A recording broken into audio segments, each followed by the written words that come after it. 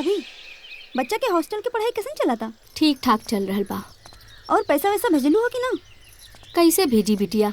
4 महीना के तनख्वाह आज जाके मिलल है, कल जाके बैंक में लगा दे। अरे अरे चोर चोर चोर चोर चोर चोर! अरे चोर! केहू भाग, पैसा लेकर भाग गया।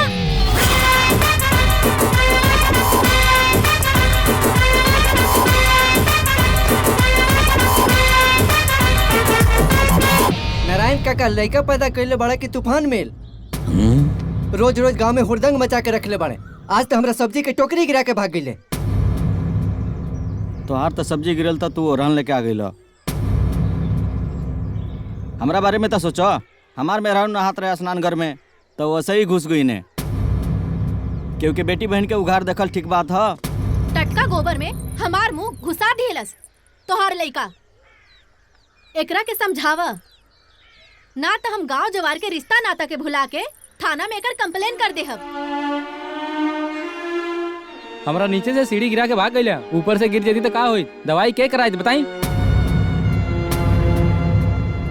एकरा के सुधार ली ना तो हमनी के सब मिलजुल के थाना में कंप्लेंट कर देल जाई। चुप चुप करा सब जने। एक एक करके शिव भैया के द्वारे पे उनका शिकायत लेके आ गईले। उ वक्त भुला गई बड़ा का? यही शिव भैया रहे जो तू लोग के खातिर का करत रहे। और बुआ तोहार मुँह गोबर में का गईल? तू शिव भैया के शिकायत लेके उनके द्वारे पे आ गईलू। उ दिन भुला गईलू का? ए बबुआ शिव, 15 दिन से मजदूर खोजतानी, मजदूर नइखे मिलत बा हमनी के। ये गोबर के ढेर हमर घरे के शोभा खराब करत बा। कौनो मजदूर खोज देता बाबू। हम बानी, हम ही फेंक दे, तू चिंता मत कर जान लो।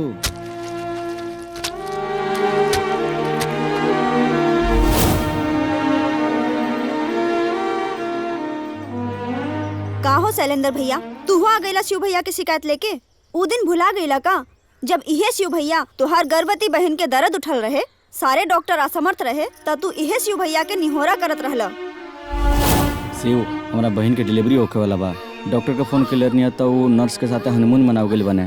तनी देख लाना, तू तो पूरा गांव के गाय भैंस के डिलीवरी करावेला। हमारा बहन के जान बचा लाना। शैलेंद्र, गाय भैंस के डिलीवरी करावल एगो अलग बात होला, आ एगो मेहरारू के बच्चा पैदा करवावल बहुत मुश्किल काम होला। फिर भी अब हालात जौन बाटे तो बहुत संकट में बाटे, तो हम कोशिश करता नहीं। ए बिंदिया, चल हमरा साथ। चला शिव भैया। देखा, गाय भैंस के हम लइका बच्चा बहुत पैदा करवाले बानी, लेकिन मेहरारू को पहला एक्सपीरियंस बा, तो जैसन जैसन कहता नहीं वैसन वैसन करी ह। रोल बंद करा पहले। अरे दोनों पैर फैलावा जाए इनको। अब सुनो, समझ लो कि सामने दुश्मन खड़ा बा। दांत पीस के ओकरा ऊपर चिल्लाए के बाटे, जोर लगावे के बाटे।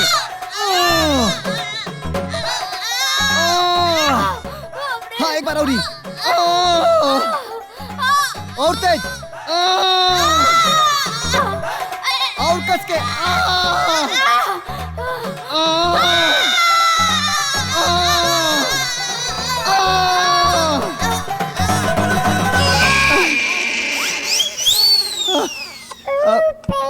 हो गई,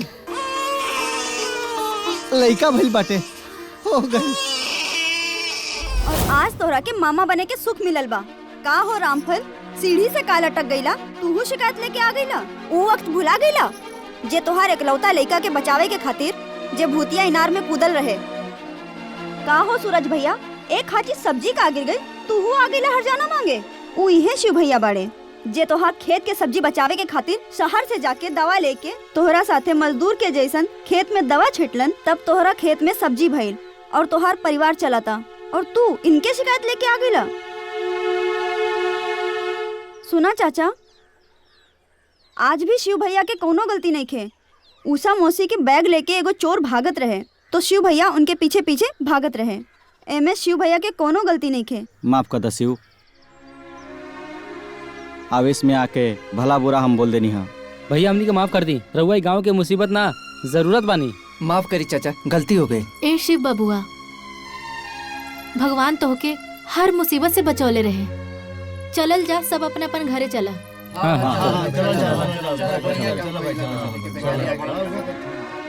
काहे के कुल शरारत करेलो? दुनिया भर के ओरहन आवता। बाबूजी, हमार मनसा तो लोग के मदद करे के रहेला।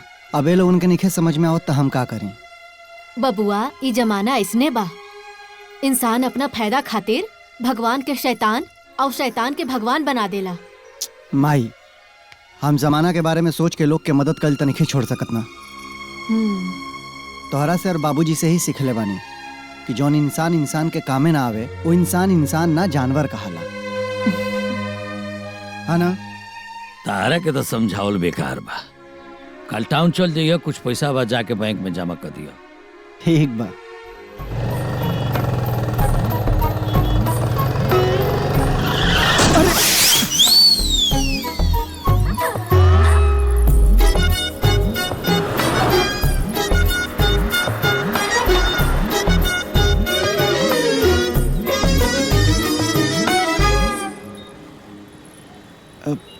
आजे सवेरे सवेरे ना महादेव सपना में आइल ना, आके कहत रहना हा कि शिव तोहरे होखे वाले लड़का की माई से आज तोहार टक्कर हो जाई। सुना ना, ब्याह करबू हमसे?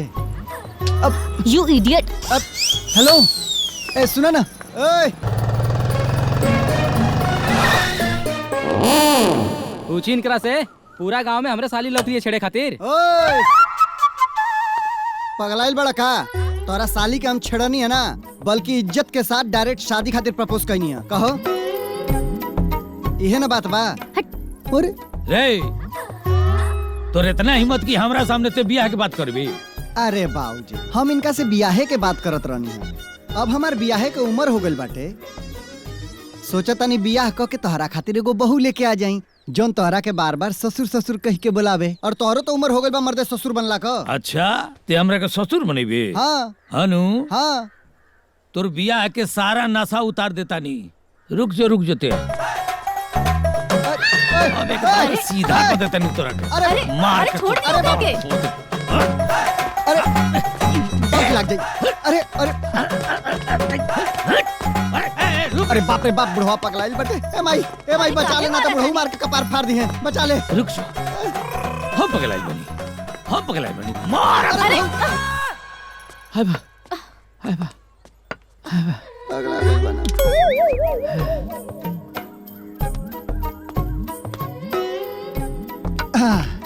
ए बाबूजी, एगो बात बतावा। जब कभी हम गलती करे नी तो तू हमरा के समझा बुझा के शांत हो जाला, लेकिन जब बियाहे का बात करे नी तो मरखावा साढ़ जैसे पीछे लग जाला। काहे से कि एगो शादीशुदा इंसान के ब्याह के बारे में सोचल भी पाप होला। शादीशुदा आदमी? ए माई, हाय देखबे रे बुढ़ऊ कैसन बात करता ना। सही कहता नी। जब ते 6 महीने के रहले तबे तोर ब्याह हो गई। अब क्या करा से बाबूजी? जाने की चाहता रे?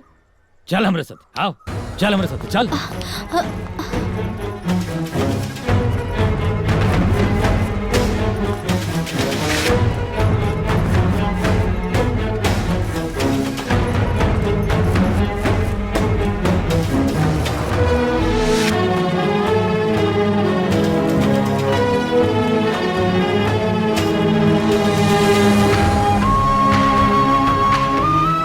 ये हूं तोर ससुर और ये हमार पतो हो, यानी कि तार मेहरारू।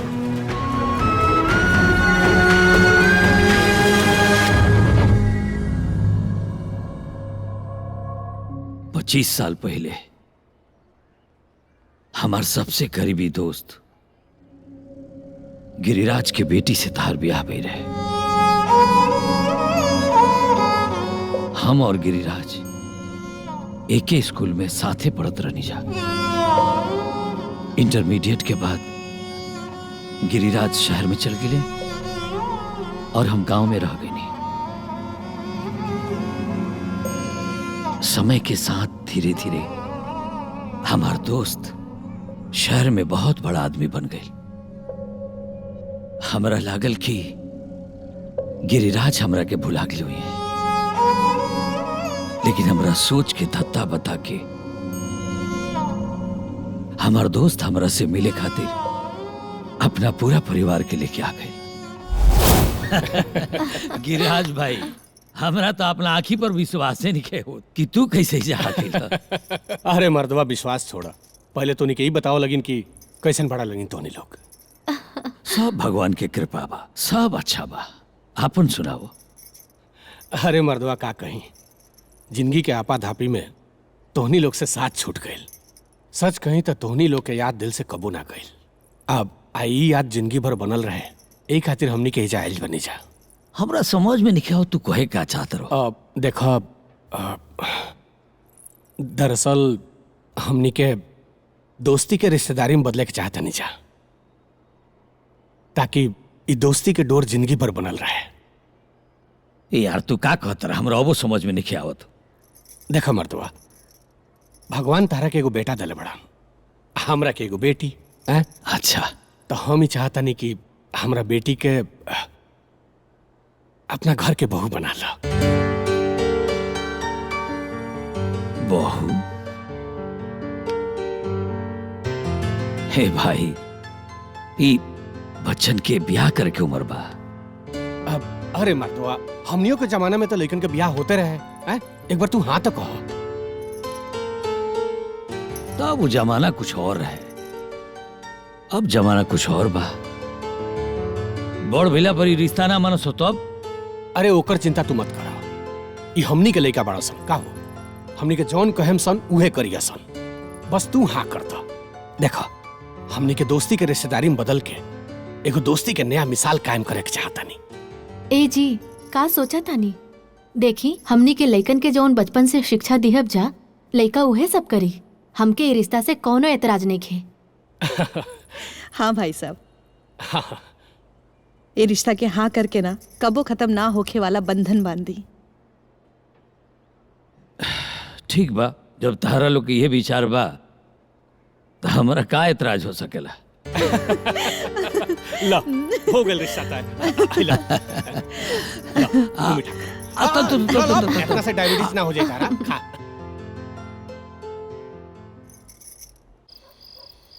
अब चलो तनी जाना तो बस देर हो जाई। अच्छा, आराम से जाइए। ई का करता रहो? अरे यार, तू बेटा बाड़ो, हमनी के बेटिया बानी जा। अब तो जिंदगी भर तारा सामने झुके के बा। खबरदार जैसन बात कैलो तो पहले हमनी के दोस्त बानी जा, आ जीवन भर दोस्त रह जा, ओकरा बाद रिश्तेदारी आ समझी। समझ गए। अच्छा अच्छा, चला तनी।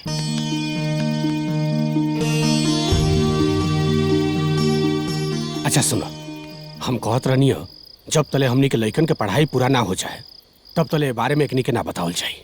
बहुत बढ़िया सोचला है, जब एकनी के कैरियर बन जाई तब एकनी के गाँव ना हो। ठीक बा, चलो।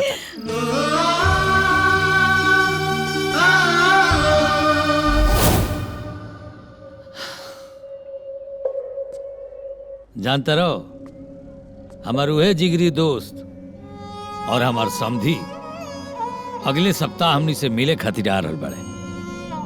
उनका से मिलके तारा लोग के गौना के दिन उतरवा दे। और हाँ, आज से हमरा दोस्त के स्वागत के तैयारी में लग जालू। हाँ जी बाबूजी।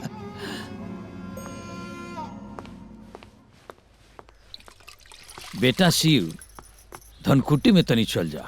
जोधा से कहनी है कि 5 किलो मिर्चाई धान के बढ़िया चिवड़ा कूट के रखिया। चिवड़ा तो भोर ही आगल रहे बाबूजी, भैया लेके आगल रहलन। अच्छा, आ ताजा गुड़ के भेली लिया कि ना हो? जी आ गइल बाटे। देखा, हमारा दोस्त के ये कुल देसी चीज बहुत पसंद है ना? अच्छा जी, सुनी ना, वो लिट्टी के साथे खाली मरचा के अचार रखी कि और ही कुछ बना दी? ना ना ना, देखो, आदि के अचार आ मुरई के अचार ओकरा साथे रखो। गिरिराज लिट्टी के साथे अचार बहुत खाला। आ सुनो, पानी वाला दही मत दियो, छाली वाला दही दियो, ना तो खोइबे ना कोई। हाँ ठीक बा। याद देखी रखियो। रहुआ चिंता मत करी, रहुआ नहाए धोए के तैयारी करी, सब शिव बेटा संभाल ली। हाँ बेटा शिव, देखियो, ध्यान रखियो। अरे हमार दोस्त हूँ तो तार ससुरो तो हुआ न।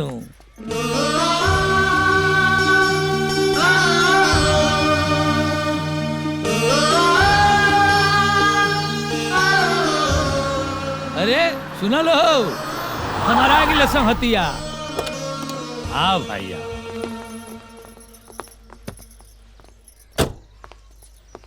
अरे भाई, और देखा ही तार कितना बेसब्री से इंतजार होता।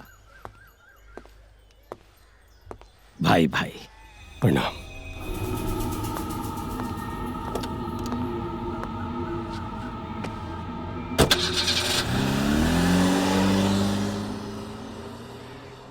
ए जी का भइल? उ समधी जी आईनी और तुरंते चल गई नी। कोनो बात बा का? अरे कुछ ना हो, अपना बेटा के हम दूसर ब्याह करो। अब पूरा गांव देखी जया से भी सुंदर पतो ले आए। बाबूजी का छुपावा थोड़ा, साफ साफ बतावा गिरिराज जी कहना का। बोला बाबूजी, बोलत काहे नहीं खा? वो कहत रहे कि नारायण भाई, हम जौन तारा से कहे आइल बानी नु, वो तारा परिवार के सामने नहीं कह सकत। ऐसन काहे कहत रहे भाई? हमार बेटी जया के काबिल जया के काबिल हमरा पतो के वो अपन पढ़ाई खत्म करके अपना दोस्त से मिले जात रहे। रास्ता में होकर भयानक एक्सीडेंट हो गई। और जिंदगी तो बाज गई, बाकी अब वो जिंदगी कोनो काम के नहीं के। तोहरा कहे कि मतलब का बा? मतलब ये बा भाई कि हमार बेटी जिंदा तो बिया, लेकिन एक जिंदा लाश की तरह। वो देख तो सकत दिया, लेकिन अपन एहसास क्योंकि बता नहीं के सकत। वो सुन तो सकत दिया, लेकिन बोल नहीं के सकत। और जिनकी के सकरो कुछ थापा हो गई। अरे लेकिन गिरिराज भाई, अरे मर्दवा, चिकित्सा इतना तरक्की कर गई। अरे उतार बेटी ना हमार पतो भी है, ओकर इलाज हम करवाए। जहां जरूरत पड़ी उजा हम ले जाए, ओकरा के दिल्ली ले जाए, मुंबई ले जाए, जरूरत पड़ी तो लंदन अमेरिका भी ले जाए। तारा के काला खता कि हम अपन बेटी के इलाज करावे में सक्षम नहीं की, लेकिन अब कुछ नहीं हो सकत भाई। डॉक्टर लोग साफ मना कर दिले बा। उन लोग का कहना बाकी वो जिंदा तो रही, लेकिन एगो लाश बन के ओकरा जिंदगी के कोनो मतलब नहीं के रह गई। बस भाई, हम तरह से खाली ये कहे आइल बन कि हमारा बेटी के इंतजार में अपन बेटा के जिंदगी खराब मत करिया। ओकरा के कहीं और ही कोनो बढ़िया लड़की से बियाह कर दियो। हम अपना बेटी के जिंदा लाश की तरफ देखो दुनिया से चल जाए। हमरा के माफ कर लो।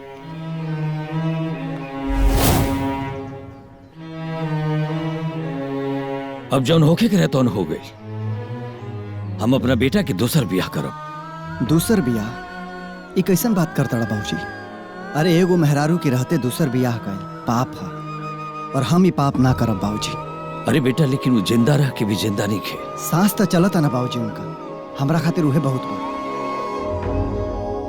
आ बाबूजी, जौन आज उनकी संगे भइल बाटे उहे हमरे संगे हो गइल रही।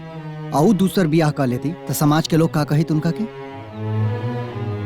समाज के लोग उनका के संस्कारहीन, उल्टा और ना जाने का कह के बुलाइत। हम दूसर बियाह ना करब बाबूजी।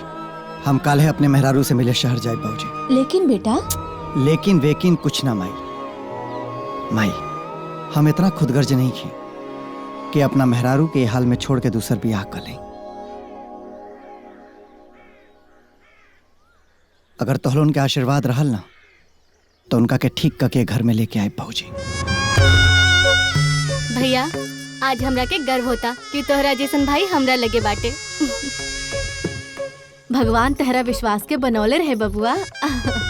वाह बेटा, देख लो लक्ष्मी, भगवान भोलेनाथ की कृपा से अपना घर में शिव ऐसन औलाद पैदा भेल बा। बेटा, तू कल भोर ही निकल जा।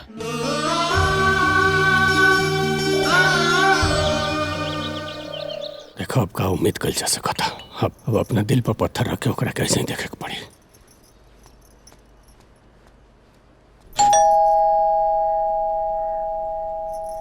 अरे ममता तनी देखा दरवाजा पे के बा। जी मालिक। ये रउआ के हई? हम शिव। अच्छा।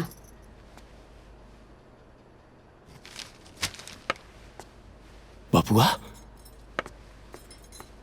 अरे बबुआ तू। प्रणाम। जियत रह। आओ आओ जी। बैठा। जी प्रणाम। खुश रही खुश रही।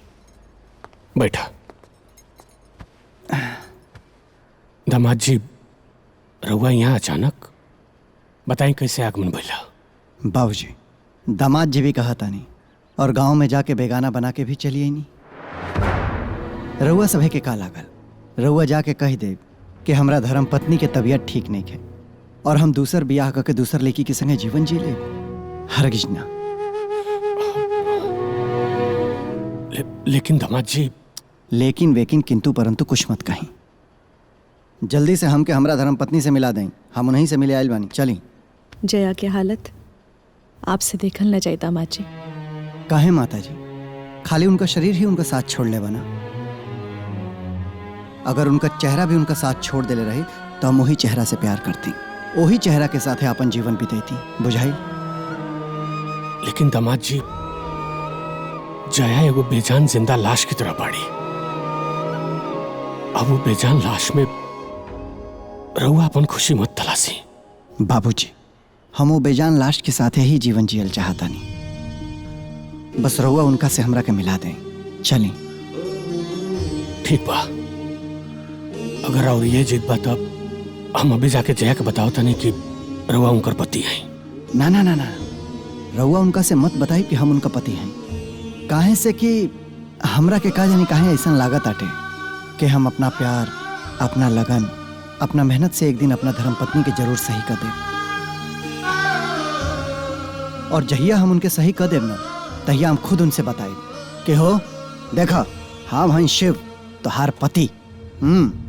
लेकिन दामाद जी, जया एगो भले बेजान लाश बाड़ी, लेकिन वो सबके सुन सकेली, सबके देख सकेली, सब कुछ समझ सकेली। हमका के का बताएं कि रउआ के हैं? रउआ सब एगो काम करें, उनका से कह दे कि जया इस शिव हमें और हमनी के तोहार देख रेख करे खातिर इनका के बुलौले बानी जा।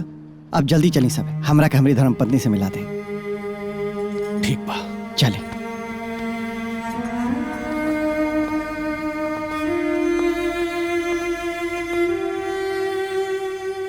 ये बड़ी हमनी के बेटी जया, जिंदा तो बाड़ी लेकिन एक बेजान लाश की तरह।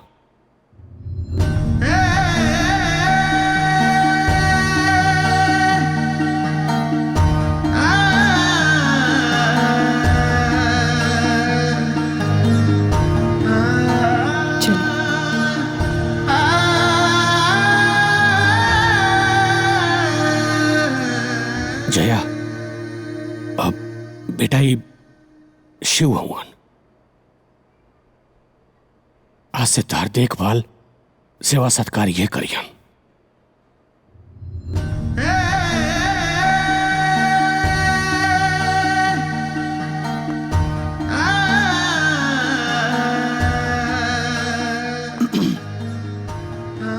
हाँ, हमार नाम शिव हवे और हमार काम है जरूरतमंद लोगन के मदद कर। एगो खासियत भी बा हमरा लगे, वही कि बिना पढ़ले लिखले हम डॉक्टर हैं। का बाटे कि गांव में केहू की गाय के बच्चा होवे के होखे, भैंस के बच्चा होवे के होखे, चाहे गांव में कोनो भी लड़की मेहरारू के तबीयत खराब हो जाओ तो लोग डॉक्टर से पहले हमरे के बुलावेला। और अचंभा के बात ई बाटे कि हम लोगन के ठीक भी कर देनी। तई तो भइल हमार परिचय। अब रउआ हमरा के अपन परिचय दे दी। ओके ओके ओके, हमरा कोनो जल्दी नहीं है। अरे हम एजा आयल बानी रउआ के ठीक करे और हमार विश्वास बाटे कि हम एक दिन रउआ के रौरे पैर पे खड़ा क के मानब और जहिया खड़ा कर देब तहिया रउआ अपन परिचय हमरा के दे देब। सिंपल।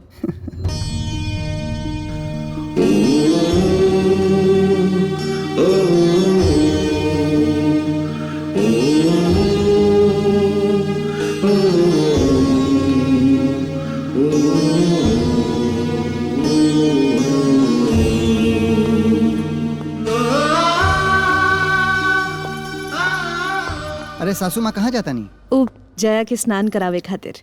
बिना मालिश के लिए स्नान?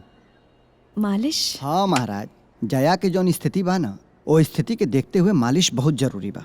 वैसे भी भोजपुरी में एगो कहावत बाटे कि काजू में गुण 1 है, तेल में गुण है 8, और कई बीमारी दूर करे बनी रहे जीवन की ठाट। अर्थात आज के बाद जया का सबसे पहले मालिश होई, एक्यूप्रेशर होई, ओकरे बाद होई स्नान ध्यान। लेकिन दामाद जी रोज रोज मालिश करी कौन? अरे हम करम महाराज, एक्यूप्रेशर में और मालिश में हमरा के महारत हासिल बा। अपने गांव में ना जाने कितना लोगन के हम बीमारी दूर करौले बानी। वैसे भी माता जी, पुराना जमाना में ही आजकल के डॉक्टर तो रहना सना, अंग्रेजी दवाई तो रहे ना, तजे हमनी के ऋषि मुनि लोग रहे, यही प्राकृतिक उपचार से, यही मालिश से लोग के बीमारी सही करे, लोग के जिंदा कर देवे। तो आज के बाद जया बाद में नहीं है, पहले होई उनके जबरदस्त मालिश। तई रउआ हमरा के दे दें, हम लेके चलतानी। रउआ करुआ तेल में 10-12 गो लहसुन इतना अजवाइन डाल के बढ़िया से पका के लेके आई हैं। अच्छा ठीक है, चल जल्दी ले आई।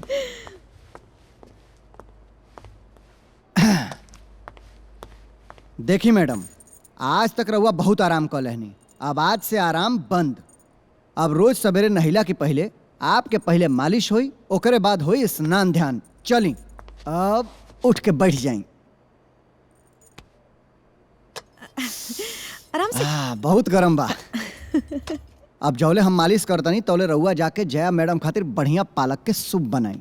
ओका बाना, पालक में भरपूर मात्रा में आयरन होला, जौन हड्डी के मजबूत बनावेला। ठीक बा? ठीक बा। हाँ,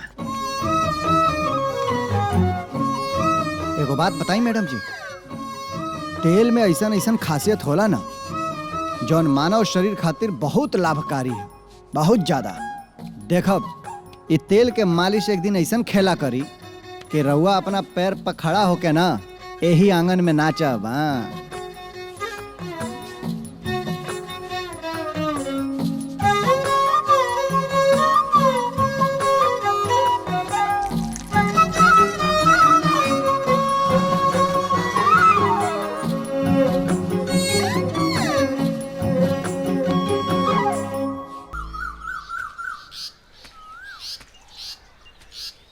भोर के ओस जब पैर पर लागेला ना तो वो अमृत के जैसन होला।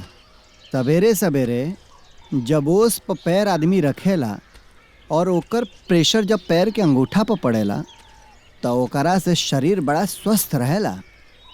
आ जानता नहीं, ओस पर नंगा पैर चलाला से पैर के नीचे के जौन कोमल कोशिका होला ओकरा से जुड़ल मस्तिष्क के तंत्रिका जौन बा वो शरीर खातिर बहुत लाभदायक होला। त ऐसे रउआ के रोज चले के बाटे। हाँ, अबे 2 राउंड और लगावे के बाटे मैडम जी, ओकरे बाद चल के जूस पी के आराम कर लेब रउआ। और काल से ई एक्सरसाइज रोज रोज सवेरे करे के बा। हाँ,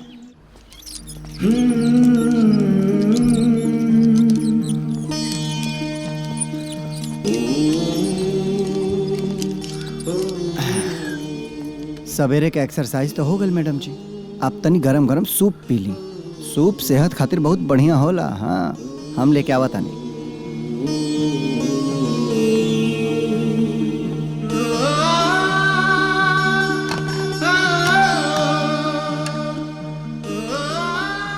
तारा का लागता बेटा?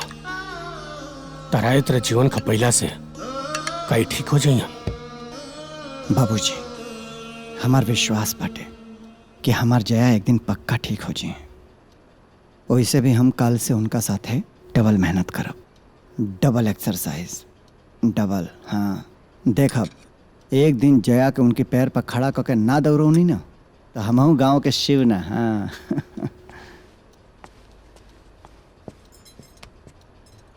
मैडम जी, थोड़ा थोड़ा करके एक गरम गरम सूप पी ली।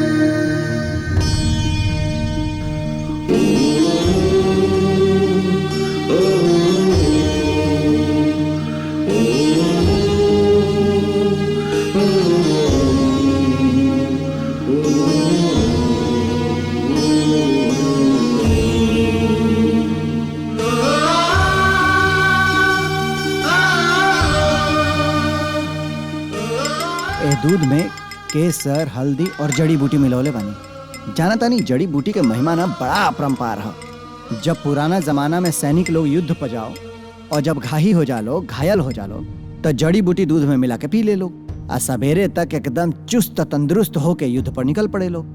ता ई जब धीरे धीरे रउआ पियब ना त रउआ भी चुस्त तंदुरुस्त होके चले लागब। बहुत बढ़िया।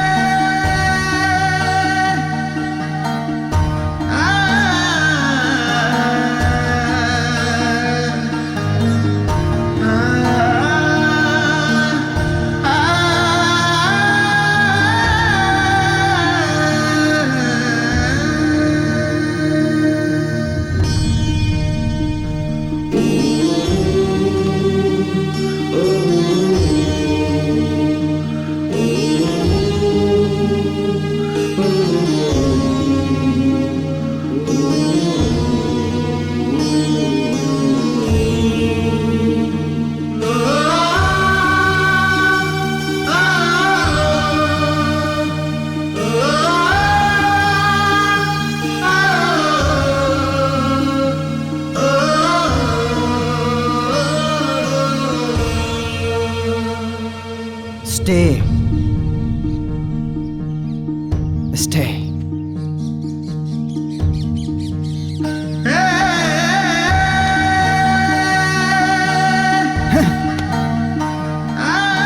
Stay.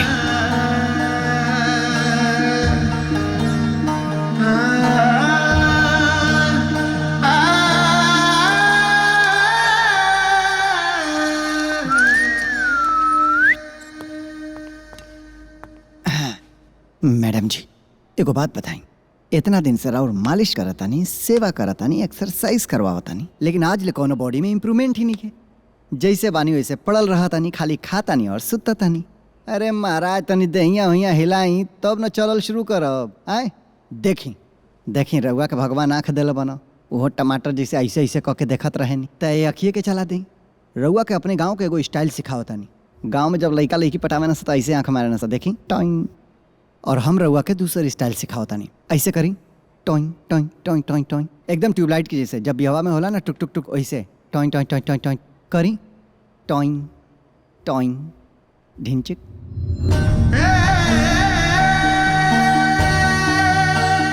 अरे वाह, अरे मैडम जी रउआ तो आँख मार देनी।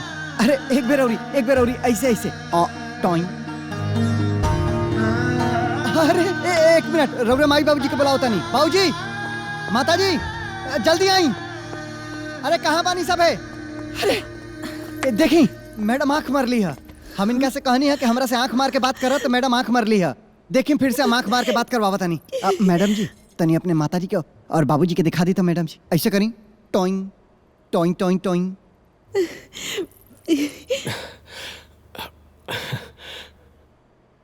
अरे महाराज अब दू बेर मरनी है, अब एको बेर ना मारा, एक बेर मारी ना।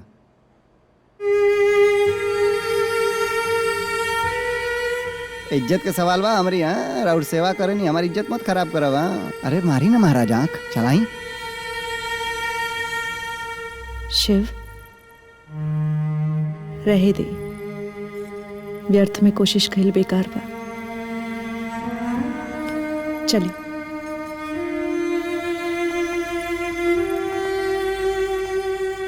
चीटर है ना एक नंबर का।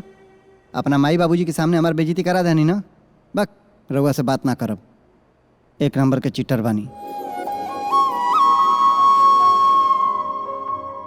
अब का फायदा आंख मरले का? अपना माई बाबूजी के सामने तना मरनी है, बेइज्जती करवा देनी हमार।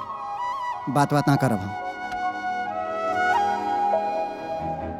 लेकिन करब रउआ के सही जे करे के बटे। आज आंख मरले बानी, काल हाथ चलाई, परसों पैर पर उठब, ओकरे बाद झूमब, नाचब, गायब।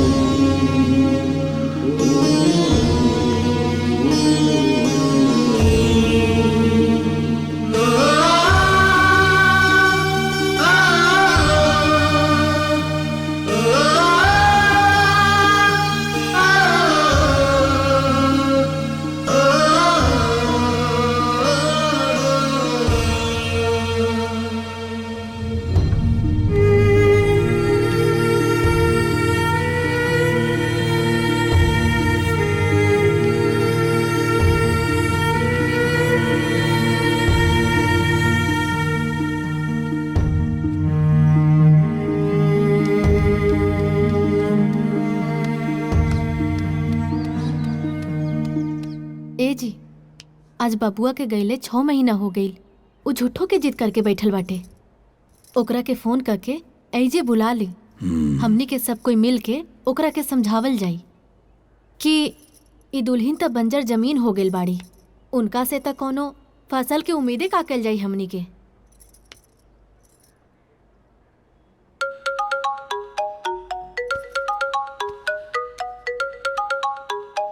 हमरा दोस्त के फोन है। हाँ दोस्त, का हो, का हाल बा? अरे जेकरा लगे तहरा जैसन दोस्त आ शिव जैसन दामाद होके ओकरा के भला का हो सकेला। एगो बात कही दोस्त, तू बड़ा खुशनसीब बड़ा कि तारा घर में शिव जैसा लड़का पैदा भइल। अरे लेकिन भइल का? शिव जैसे जया के सेवा कर रहल बा। ई धरती पर कौनो पति अपना पत्नी खातिर ऐसा ना कैले हुई। हम बड़ा भाग्यशाली समझतनी अपना आप के कि हमरा के शिव जैसन दामाद मिल गए। हाँ दोस्त, ये सब हमरा दिहल संस्कार के असर है। हमरा अपना बेटा पर भरोसा बा, जौन करता सब सही होके। अच्छा सुना, तू अपन ख्याल रखियो। शिव से तनी कह दियो ससुरारी के साथे साथे अपना बुढ़वा माई बाबूजी के भी कबो कबो फोन कर लिहल करस। हाँ, हम बोल दे उनका के। अच्छा रखा तनी। अच्छा भाई, हमरा देखे से शिव के यहाँ बुला के ओकरा के परेशान कल ठीक नहीं के। उ जौन करे के चाहता ओकरा के करे दा। जाना तानी मैडम जी, फुटबॉल ना मर्दन के खेल होला, बहुत हिम्मत के खेल हई। औरत के करेजा कहाँ बाटे के फुटबॉल जैसन खेल खेले। औरत तब बस कमजोर होली, चुपचाप बैठ के तमाशा देखत रहेली। चली रहुआ तो हिम्मती लेकी बानी ना, मारी फुटबॉल के। का भइल मैडम जी, हिम्मत नहीं खे ना?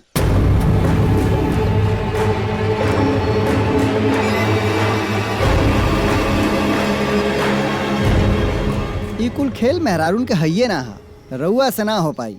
अरे हिम्मत बाटे तो बॉल के मार के देई ना हमरा लगे।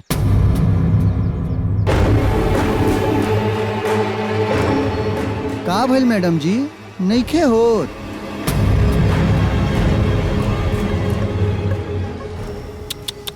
ई नाजुक नाजुक पैर उठत नइखे और उठबो ना करी।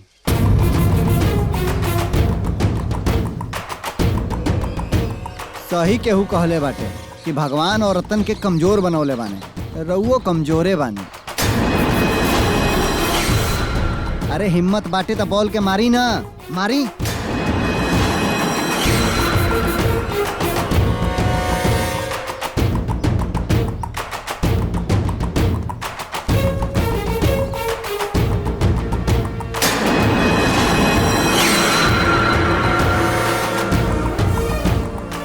काबिल मैडम जी, हार मान लेनी?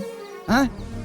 इस समाज कहला के लड़की मेहरारू कमजोर होली सन, गलत साबित कर दिए समाज के। हिम्मत करी, रउआ कर सकेनी। कम ऑन, हिम्मत करी मैडम जी।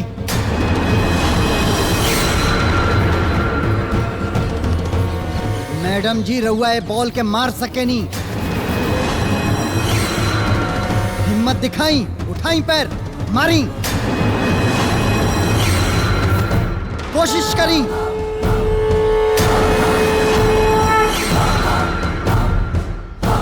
रउआ कह सकेनी मैडम जी, रउआ कह सकेनी।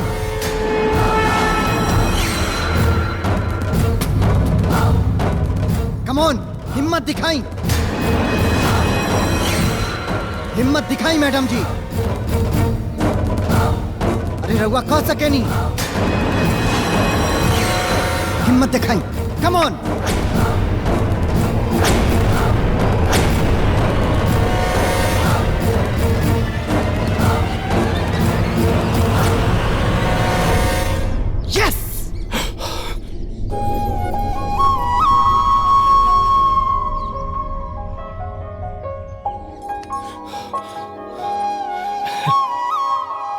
हमरा के पता रहे मैडम जी कि रउआ कर सकेनी, और हमरा के विश्वास बाटे कि रउआ अपना पैर पे एक दिन खड़ा होखा। जानता नहीं जैया रउआ अपना पैर पे खड़ा होखब ना, हम रउआ के ऐसा सरप्राइज देब कि रउआ खुशी से झूम उठब मैडम जी, झूम उठब। चली भोलेनाथ, जाना तने बचपन में जब हम अपना माई से कहीं कि ए माई हमार नाम शिव काहे के रखले बाड़े, त जाना तानी उ का कहली कि बेटा तू महाशिवरात्रि के दिने पैदा भइल बड़ा, यही से तोहार नाम शिव रखाइल बाटे। और शायद यही नाम के महिमा रहल कि हमके जिंदगी में कोनो चीज के कमी ना भइल। बाबा हम जब भी मंदिर आईनी बस राउर दर्शन करे आईनी, कबो रउआ से कुछ मंगनी ना, पर आज आपके मंदिर में एगो भिखारी बन के आयल बानी, एगो भीख मांगे आयल बानी। बाबा हमरी जया के सही कदा, हमके जया के दुख देखल नहीं जात बाबा। अरे रहुओ तो पार्वती मैया के बिना ना रह पावे नहीं, वैसे ही ये शिव भी अपनी जया के बिना ना रह पाई हैं। चमत्कार करी बाबा, हमरी जया के ओकरा पैर पे खड़ा कर दी, ओकरा पैर पे खड़ा कर दी बाबा।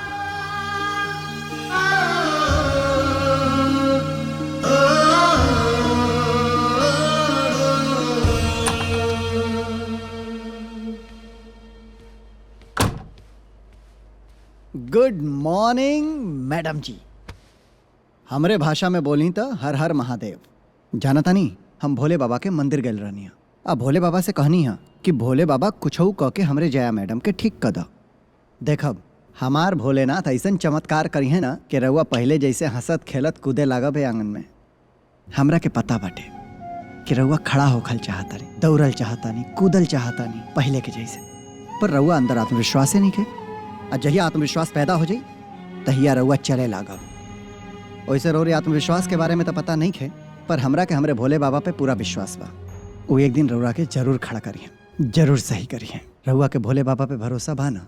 Very good. इलें थोड़ा सा प्रसाद खा ले।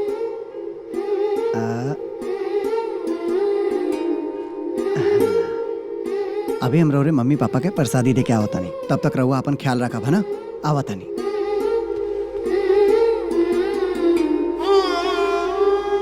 शिव जैसन नौकर भगवान सबके देव।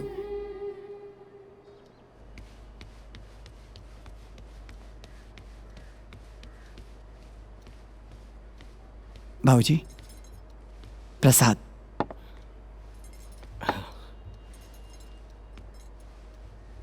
जी अतरा। दामाद जी। जी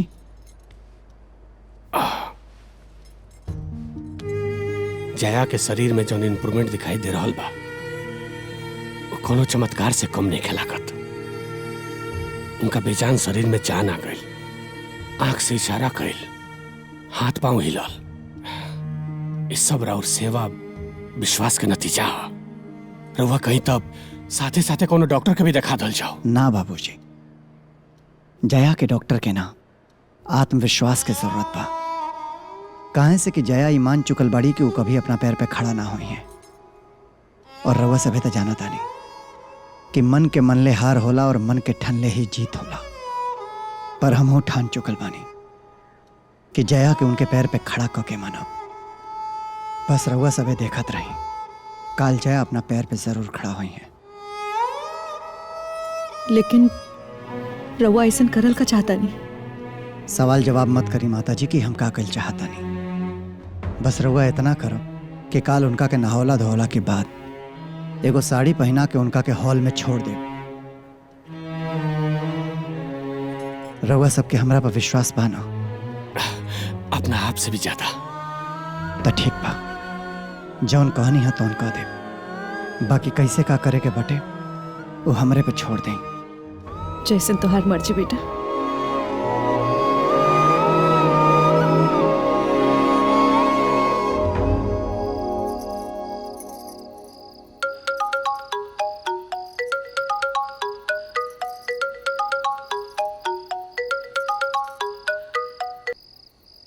गोड़ लगातानी बाबूजी। हाँ बेटा खुश रहो। का हो, का हाल बा? हम बहुत अच्छा बानी बाबूजी। बहू कैसन बाड़ी? आ खुशी के बात ये बाटे कि तोहरे पतोही के तबीयत में बहुत अच्छा सुधार हो गई बाटे। थोड़ा थोड़ा हाथ पैर हिलावा ताड़ी, आंख मटकावा ताड़ी। अच्छा अच्छा। अरे बेटा ई तो तू बहुत अच्छा खबर सुनावला। बहू के जल्दी ठीक होते ही जल्दी गांव लेके आवा तू। हाँ माई, लेके आए, पर एक बार तोरे पतोही के पूरी तरीके से सही कर लें, ओकरे बाद पक्का लेके आए। अच्छा आप गोड़ लगा था। खुश रह बेटा, खुश रह खुश बच्चा, रह। खुश रह। पहले से ठीक हो रहल बाड़ी।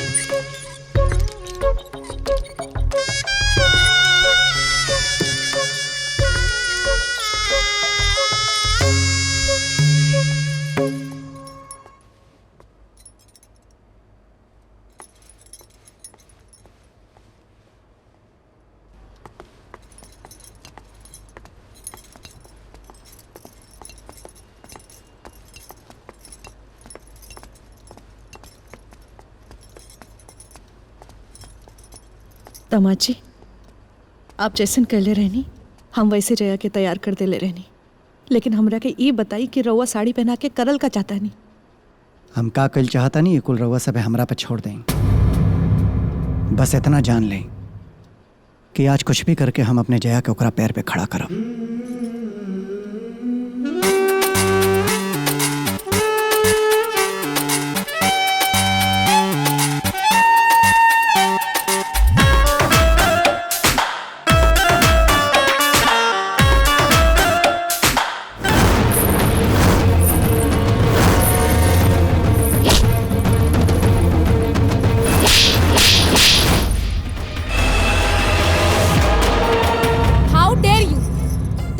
कैसे भइल हमरा साथ ही बेहुदा हरकत करेके? मम्मी, पापा, मम्मी।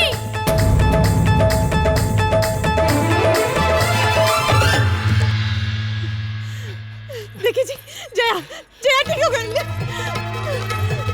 देखिए जी, हमनी के बेटी ठीक हो गई। हमार बेटी हमार ठीक भइला के छोड़ मम्मी, पहले ही बदतमीज आदमी के धक्का मार के घर से बाहर निकाला। इन नीच इंसान हमार शारीरिक हालत के फायदा उठा के हमरे साथ जबरदस्ती करत रहे। तू का कह रहल बाड़ू? हम सच कह रहल बानी पापा। ई गलीच इंसान की सच्चाई बता रहल बानी,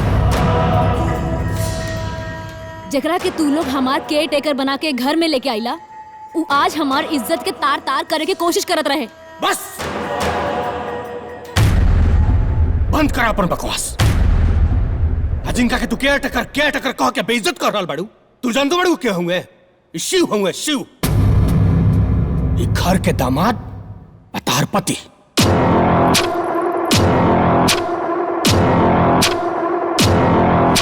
का? हाँ बेटी,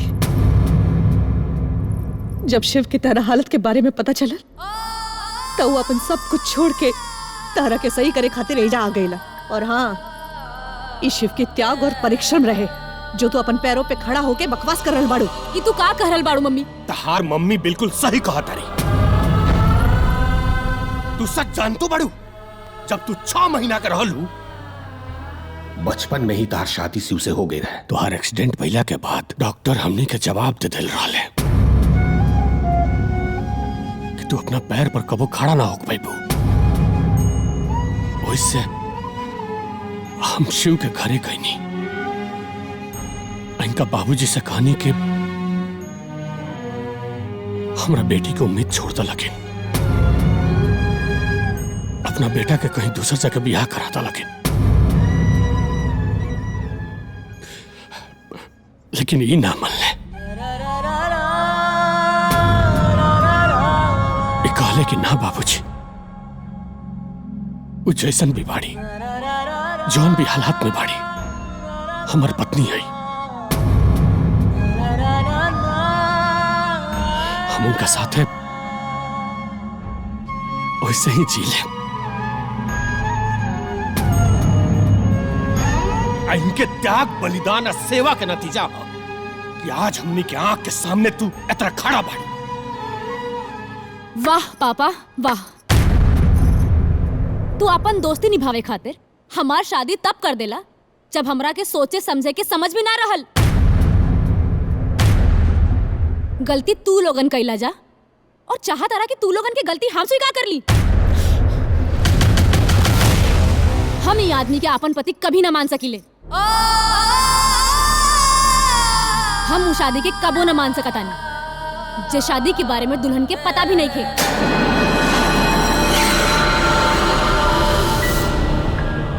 ऐसा मत कहा बेटा,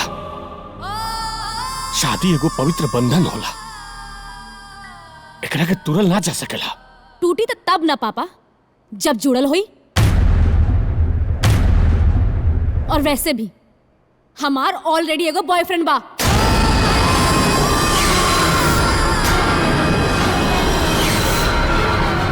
हम तो ओकरे से मिले जात रहे जे दिन हमार एक्सीडेंट भई। जया। हाँ मम्मी, तूहे कहले रहलू ना कि घर में शादी ब्याह के बाद तब होई जब हम अपन एजुकेशन पूरा कर लेब। त जे दिन हमार एजुकेशन के रिजल्ट आई उहे दिन हम राहुल से मिले जात रहनी ताकि ओकरा के लेके आके तू लोग के सामने खड़ा कर दी। वाह बेटा वाह, बड़ा नीमन बॉयफ्रेंड सुनले बाड़ू तू, जौन एक को हाली तहार ई खबर लेवे के भी कोशिश ना कैलस कि इतना भयानक एक्सीडेंट भइला के बाद भी तू मर गइलू कि जिंदा भी बाड़ू। पापा राहुल के तो एक्सीडेंट के बारे में पता भी ना होई। ई का राहुल राहुल के रट लगौले बाड़ू। तू शिव के ब्याहता हो, एगो ब्याहता औरत के जबान पर कोनो गैर मर्द का नाम आयल भी पाप होला। तू लोगन के कहला से हम अपना आप के ब्याहता ना मान लेब और न इनके अपन पति। हमार शादी जब भी होई राहुल के संगे ही होई और ये हमार आखिरी फैसला बा। अगर ये घर में कोई हमारे साथे जोर जबरदस्ती करी तो हम ये घर के छोड़ के हमेशा खातिर चल जाइब, ना तो हम अपने आप के खत्म कर लेब।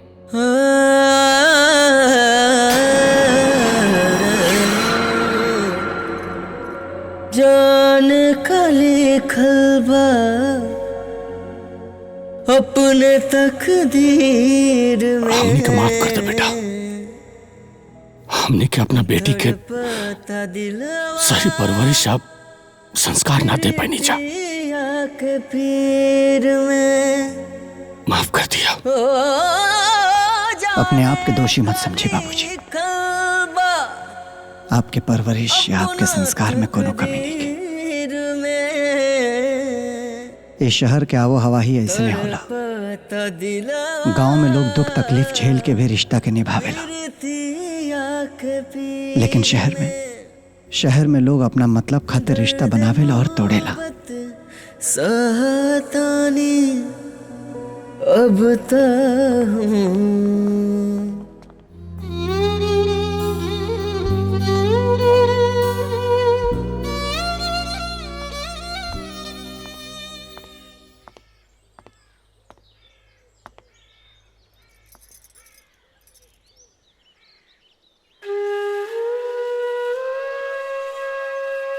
रिश्ता जोर जबरदस्ती ना दिल से बनेला। तुम अपनी पापा के बात के सीरियसली मत लिया। तुहार दिल जहां करी जैसे करी उसे शादी करिया। अरे जरूरी नहीं है ना कि बचपन में तुहार शादी करा दिया गई तो तू हमरा के अपन पति मान ला। सॉरी, तो पे हाथ उठा देना। दिन रात हमार सेवा करके तू हमरा के ठीक कैला, ओकरा खातिर थैंक्स। ये एहसान हम जिंदगी भर ना भूलब। ये एहसान के बदले तोहरा से कुछ मांग सकता नहीं का। हाँ, अगर वाजिब हुई तब हम सोचा। जब तक तोहर शादी राहुल से नहीं हो जात तब तक के घर में रहे के इजाजत चाहता नहीं। Not possible. और तू एजा रख के करबा भी का? कुछ ना, हम बस वो इंसान के देखल चाहता नहीं जेकरा खातिर तोहरे माई बाप के द्वारा बांधल शादी के पवित्र बंधन भी तोहरा खातिर अहमियत ना रखेला। जया, आज ले हम कोनो इंसान से कुछ मंगनी ना, पर आज तोहरा से मांगा था नहीं। प्लीज मना मत करिया। अगर हम तोहरा खातिर रत्ती भर भी कुछ कैले होखी ना, तो हमरा के तोहरे और राहुल के शादी तक के घर में रुके के इजाजत देता। हम तोहरा से वादा करता नहीं जया, जहिया तोहरा के मंडप में दुल्हन बना के बैठा लेब ना, वो दिन बिना केहू से कुछ कहले, बिना केहू से बतौले चुपचाप वापस चल जाए। प्लीज। ओके।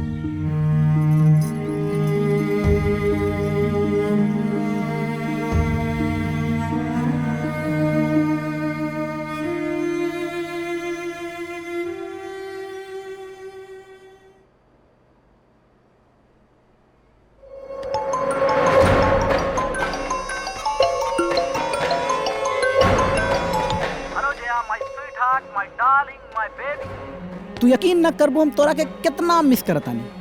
चल झूठे। अरे तोहार क्रिया सच में कहाँ रहलू यार इतना दिन से? ना कोनो कॉल ना कोनो मैसेज, कहाँ गायब हो गेल रहलू? अरे पागल, हमार एक्सीडेंट हो गेल रहे। Oh my God. और तू बड़ा के एको बार पूछबो ना कैला। तू अभी ठीक बाड़ू ना? हम तोरा के कॉल भी कैली, मैसेज भी कैली, पर तोहार कोनो रिप्लाई ना, और तोहार फोन हमेशा स्विच ऑफ आवत रहल। अभी तू कैसन बाड़ू? अभी हम ठीक बानी, बाकी बात हम मिल के बताई। तो एक काम करा ना, हम दोस्तन के संगे ना फार्म हाउस पे पार्टी कराइल बानी, तू आ जा, बहुत मजा आई। हम काले तोरे से मिले आई। पक्का? तू आओ ताड़ू ना? Yes baby. Love you baby, love you, come here. Love you two.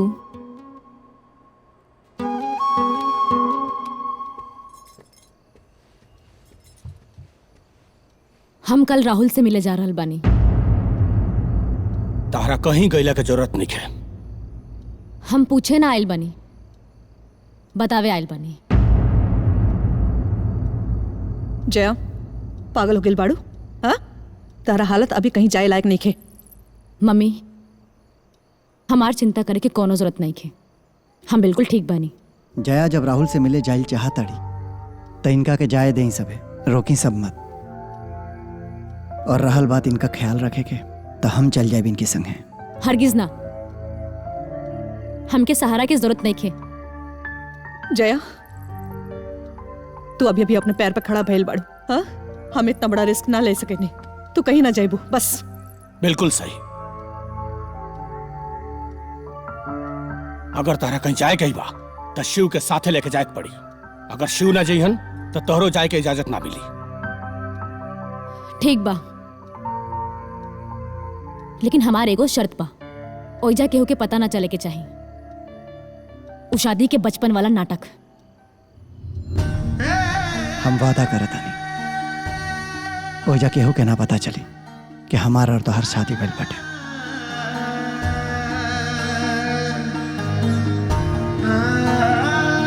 रवा सबे खाना खाई, हम बानी ना, सब संभाल ले। देखा तू का करबा ना करबा ई तो हमनी के नहीं जाना चाह, लेकिन तारा पर इतना विश्वास बा कि तू जौन भी करबा ठीक है करबा।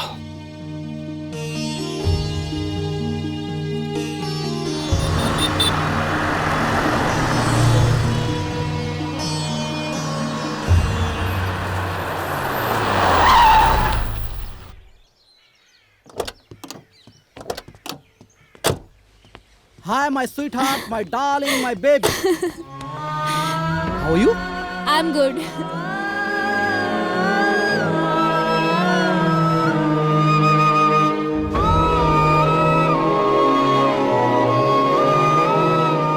बेबी, ये कौन? ये जी हम मैडम का ड्राइवर। ओहो, हैंडसम ड्राइवर। ड्राइवर जी, एक काम करो, मैडम का सामान लेकर अंदर आ जाओ। चलो बेबी, मैं अपने दोस्तों से मिलाता हूँ आपको।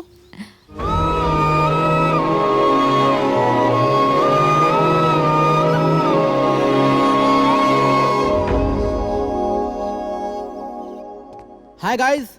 हाय। Meet my girlfriend Jaya. Hello. Hello. और ई बाड़ी हमार स्वीट बहन Ruby. Hello. Hello.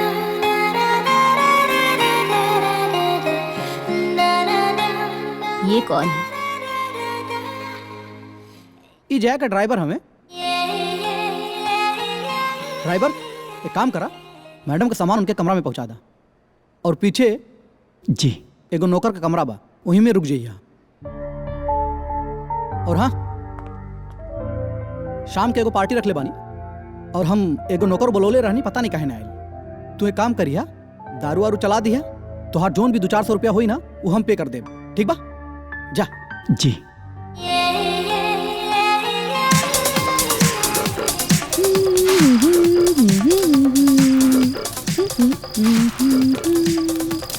Darling enjoy द पार्टी।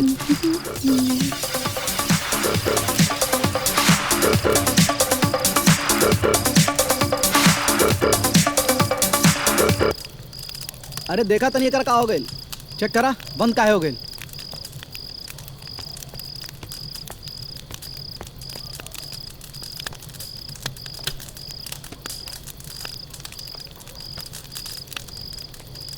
राहुल लागत है स्पीकर बा जर गइल बा। यार अरे यार अब का होई। अरे राहुल तुम्हें एगो गाना सुना था। अरे हम तो लोग पागल हो गइल बड़ा। हम सुनाइब ना तो लोग सब उठ के भाग जाइबा और तू लोग कैसन गावेला वो हमरा के पता बा, ठीक बा? ए ड्राइवर कोनो गाना सुनावा। अरे हम सुनले बानी कि गांव के लोग के आवाज बहुत अच्छा होला, कोनो गाना वाना सुनावा।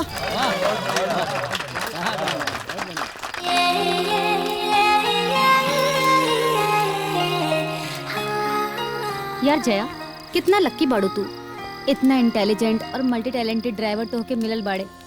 एगो काम करा, ये ड्राइवर तू हमके दे दा। रियली यार, अगर ऐसा ड्राइवर साथ हो तो इंसान की जिंदगी 24 घंटे रंगीन रहेगी। हम सफर से थक गइल बानी, यही से हम सोते जा रहल बानी। ठीक बा, गुड नाइट। Good night. चलो guys, party over.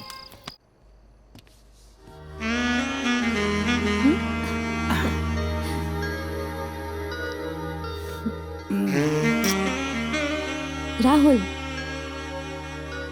Come on baby, आज तो यहाँ आके ना हमार मूड बना दे लो। हम बता ना सकत रानी कि हम तोरा के कितना मिस करत रानी।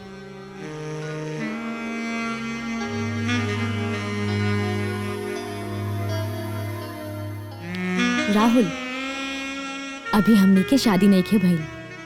आजकल के जमाना में शादी के इंतजार के करेला यार। देखा मौका भी बा और आज हमार मूड भी बा, आज हमरा के मत रोका। Rahul try to understand. और वैसे भी सब कुछ तो तहार ही बा, लेकिन शादी के बाद। ठीक बा, love you. Love you too. Good night. Good night. By.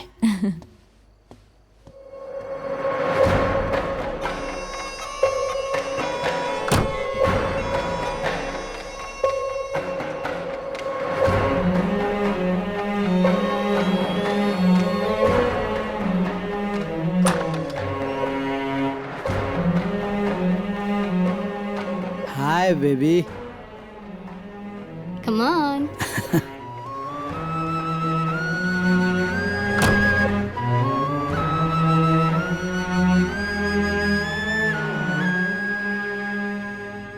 हो राहुल, मुझे तो लगा आज की रात मुझे बिस्तर पर अकेले ही बितानी पड़ेगी।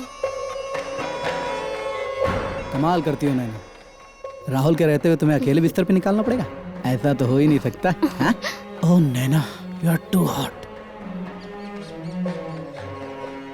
जया, तोरा से एगो बात कहे कर रहा। का? ओ राहुल ठीक लेकर नहीं खे। कल राती के खुद हम अपनी आंख से ओकरा के नैन्सी के कमरा में जाते खनी। Mind your business. और आगे से ना कभी भी राहुल के बारे में ऐसा वैसा मत बोलिए। हमके हमारे राहुल पे पूरा भरोसा बा। राहुल, राहुल,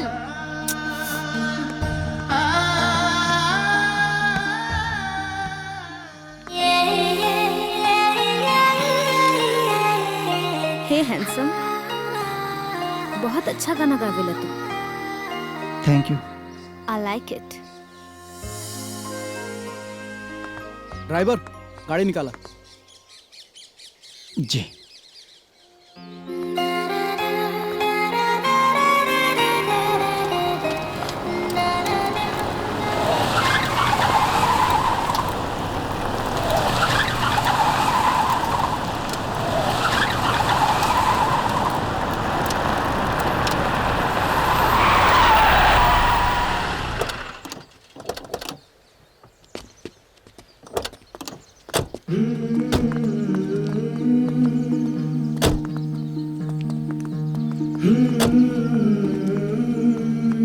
ड्राइवर हमनी घूमे जा रहल बानी, तू एक काम करा, यहीं रुक के ना सामान का देख रेख करिहा।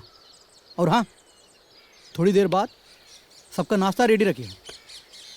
कम बेबी, नेचर को एंजॉय करते हैं। बहुत ही अच्छा है ना, एकदम सब कुछ नेचुरल। चलो चलो। कम कम। वो देखो वहाँ पे और भी अच्छा लग रहा है। अच्छा हाँ, कितना आगे जाएंगे हम लोग? अच्छा आज बहुत मजा आया। चलो चलो मैं बहुत एक्साइटेड हूँ। चलो जल्दी।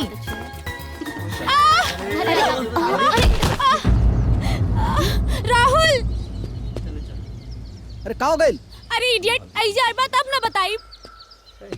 का भइल जान? का भइल? लागता कि मोच आ गइल बा।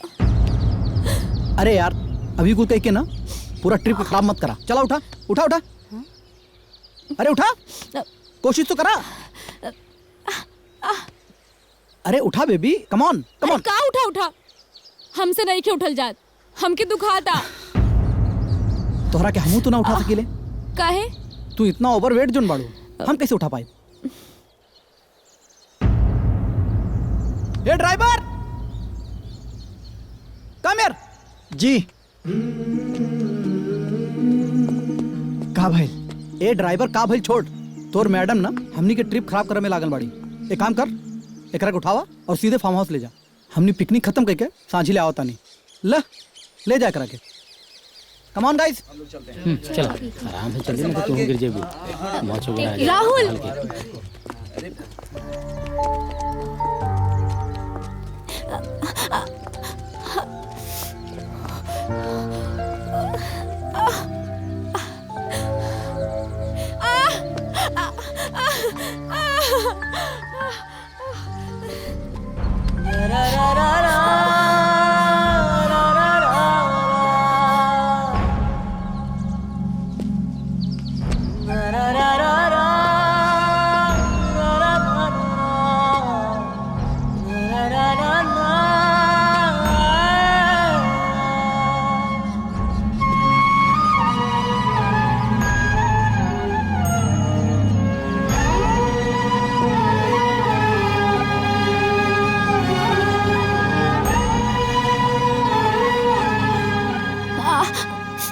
पैर में मोच आ गई बटे,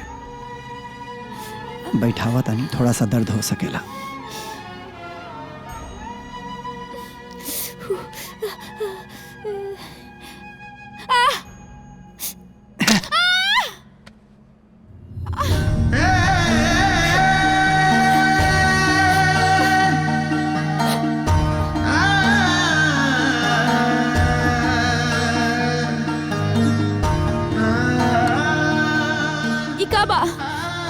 गर्म पानी में नमक और फिटकरी बाटे, एकरा से सेकाई कर दे तो दर्द में बहुत राहत मिली।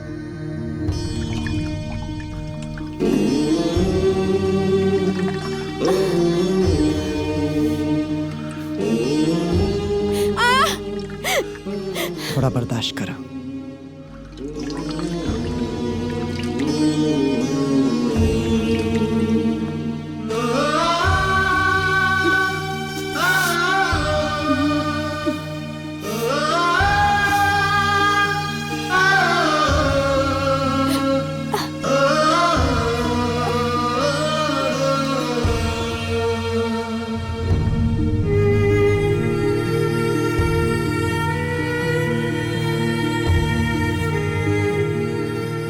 जया, ए पट्टी के गर्माहट से पैर के दर्द रात भर में छू मंतर हो जाए। कल सवेरे तक तू पहले जैसे उछल कूद कर सकेलू।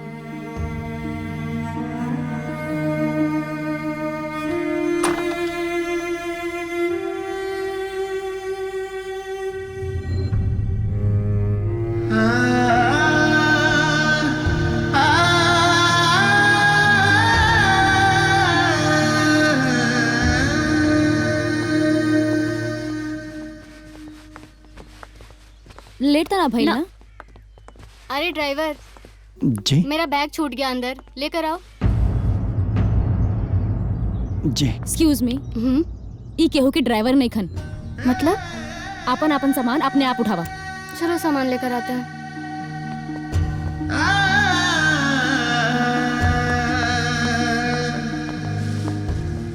Ready baby? यस। ड्राइवर गाड़ी निकालो। जी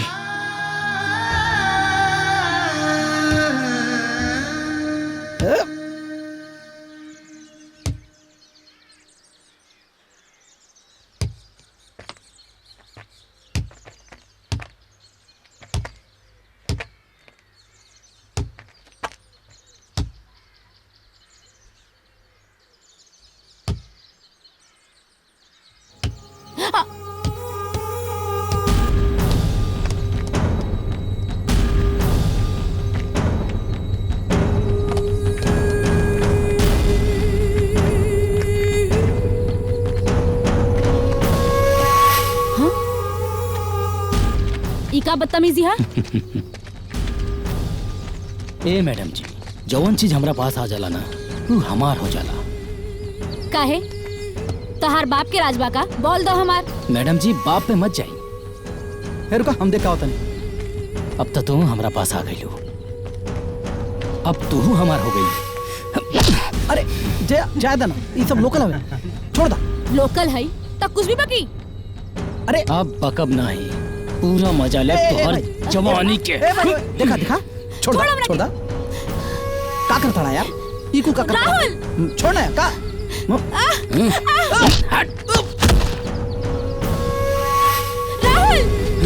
भाई छोड़ दा भाई। छोड़ हमरा के। राहुल छोड़ा।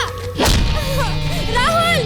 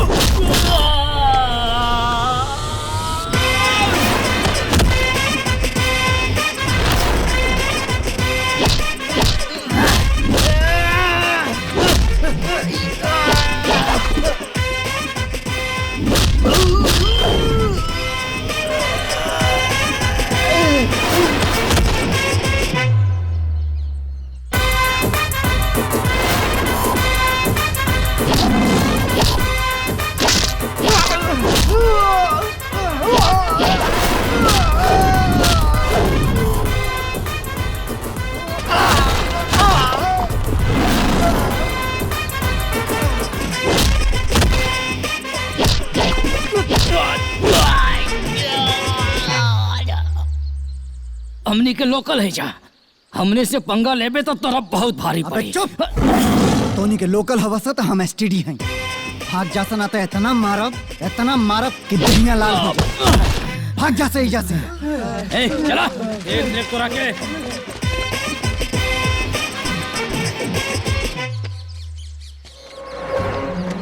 तू कौड़ी के ड्राइवर तोरा के का जरूरत रहा लोग से पंगा ले हां का जरूरत रहा जया मैडम की तरफ जे भी आंख उठा के देखी ना ओकर आंख फोड़ दे ओकरा बदला में जौन भी सजा हमके मिली सजा मंजूर होई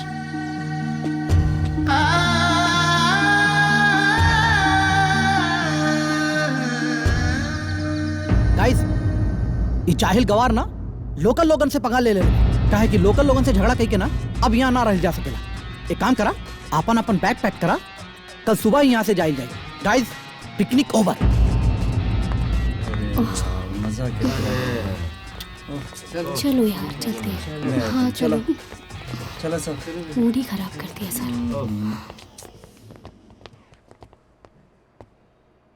रहुआ ही जैसे चल काहे नहीं खिजात इतना बेइज्जती के बाद रहुआ इधर रुकल काहे बानी जाने खाली चल जाए अपने तकदीर में यहाँ से ना तोहरा जिंदगी से हमेशा हमेशा खातिर चल जाए के पीर में दर्द पर एक बार तोहरा के मंडप में बैठावे के तोहरा से कई वादा पूरा कर ले हमके प्यार बा फिर हमेशा खातिर चल जाए सनम हमके प्यार बा सिर्फ तो से सनम।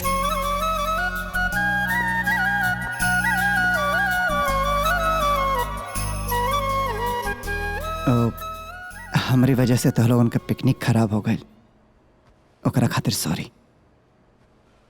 रहुआ अपने आप के दोषी मत समझी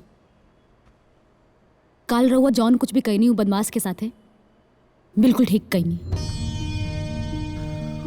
इडियट वाला बात तो कल राहुल करत रहे वो लोग के सबक सिखावे के बदले वो हमरे के समझावत रहे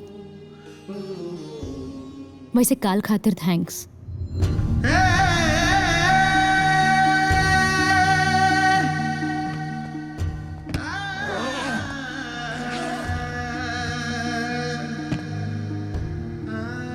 रो रहे दी ना ना राहुल की नजर में हम ड्राइवर बने ड्राइवर ही रहे था यह तोहरा खातिर और तोहरे प्यार खातिर सही रही।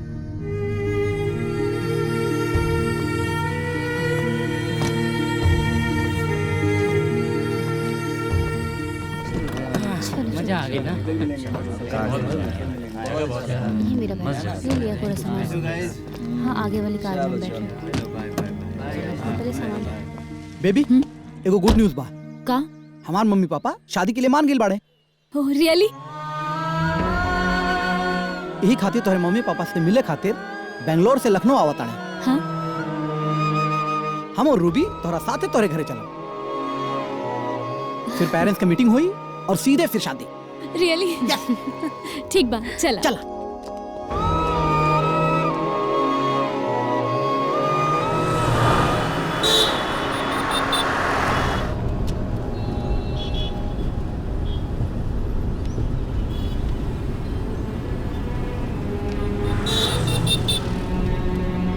क्या हुआ?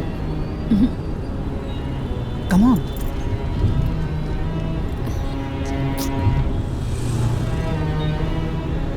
What happened? Nothing. Come on.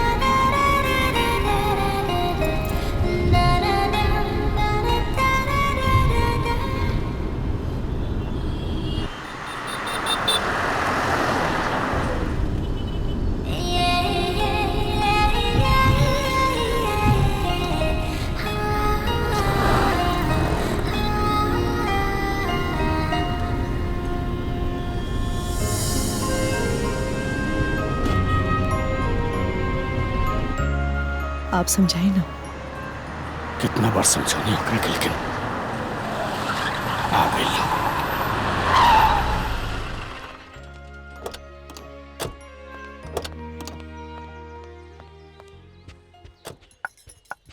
प्रणाम। जयत रहा। प्रणाम बाबूजी जया के साथे राहुल और उनका बहन भी आयल बा लोग।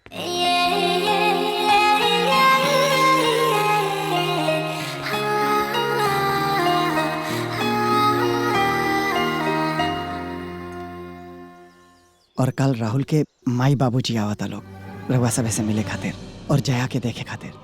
तब मेहमान के स्वागत में कोनो भी प्रकार के कमी मत होखे दे। देखी दामाद जी, हमरा के ना मिले के बाबू लड़का से चुपचाप जाके मना कर दी। हाँ, हमनी से ना हो पाई। अपना दामाद के रहते ये घर में दूसरा दामाद ना आई। बाबूजी प्लीज हमरा के दामाद कहल बंद करी सब है। जया और हमरा रिश्ता के बारे में राहुल के पता नहीं है और हम चाह पीने की पता चले। अरे राहुल की नजर में हम एक घर के नौकर और जया के ड्राइवर हैं। सुनी ना, बस इस समय हमारी खुशी के छोड़ के सिर्फ और सिर्फ जया की खुशी के बारे में सोची प्लीज। जया, हाँ तोहरा घर में नौकर की कुछ ज्यादा इज्जत ना बा। देखा तोहार मम्मी पापा ओकरा से ऐसन बतियात हवे वो जैसे घर के नौकर ना दामाद हवे। शट अप, यहाँ खड़ा का बड़ा, चल के मम्मी पापा से मिला।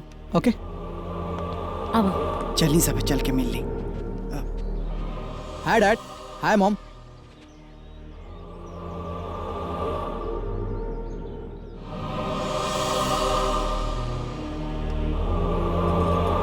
ओहो, ट्रेडिशनल इंडियन फैमिली, गुड। नमस्ते।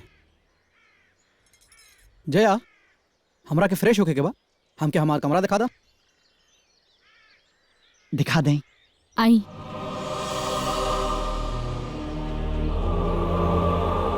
देख लू कैसन लड़का खोज ले भी आई। न छोट बड़ के लिहाज बा न संस्कार बा एकरा में।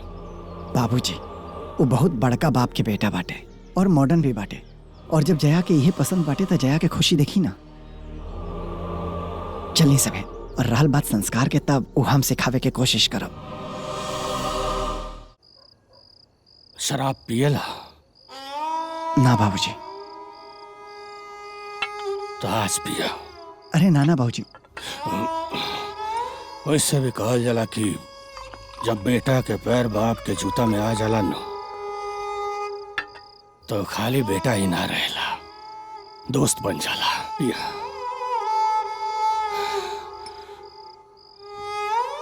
कौना मिट्टी के बनल बड़ा तू। तारा नजर के सामने तार मेहरारू एगो गैर मर्द के साथ घूमत फिरत पिया।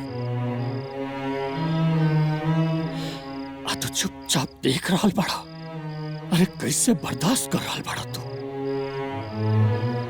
वो एगो संस्कारहीन लड़का के साथ है ओकर बियाह करे पर तुलल बड़ा। जेकरा के रघुआ संस्कारहीन कहता नहीं ना बाबूजी, उहे संस्कारहीन लड़का रौरी बेटी के पसंद बाटे।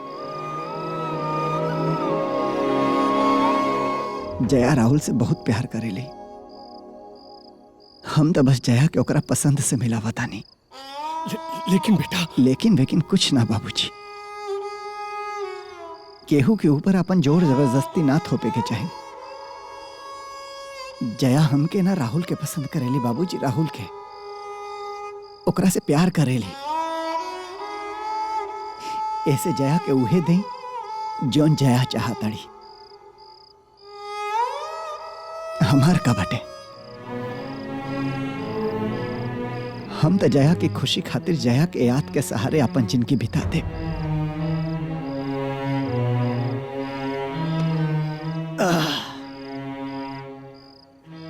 केहू के खुशी छीन लिहल प्यार ना होला बाबूजी, बल्कि प्यार वो होला जे अपन सब कुछ कुर्बान करके सामने वाला के दामन खुशी से भर दे।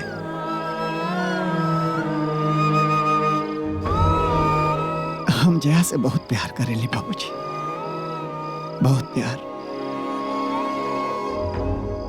जया से अलग होके शायद हम जी ना पाए, रह ना पाए, पर फिर भी जया की खुशी की खातिर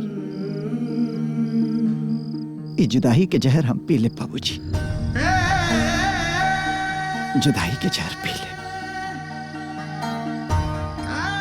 जाए जाके सुत रही। काल राहुल के माई बाप पाए वाला बालो रउआ से मिले खातिर और जया से मिले। रउआ के स्वागत करे के बा लोगन के। जाई बेटा काल तो हमरा जहर के घूंट पियाई के बा,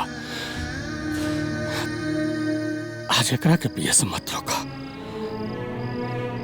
पिए दा हमरा के।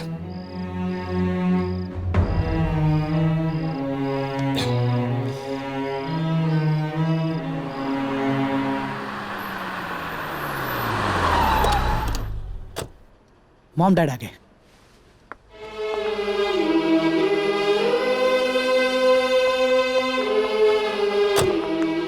हाय डैड। Hi mom. हेलो। सफर कैसा रहा आपका?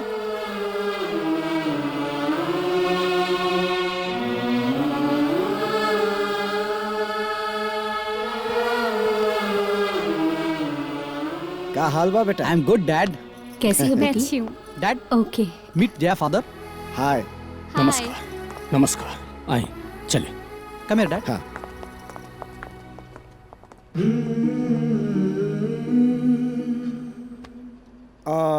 देखिए अब चाय नाश्ता तो हो गए, लेकिन एगो बात रहुआ के बताई, हमार बेटा जो राहुल बानू ओकरा लिए ते दिन रात लड़की लोगन के लाइन लागल रहेला। एगो उठेला ना त दूसर तीसर चौथा लाइने लागल रहेला, ई बात समझला। लेकिन पता ना वो आज तक कोनो लड़की के प्रति इतना सीरियस ना भइल जितना रउआ के लड़की के प्रति सीरियस हो गइल बा।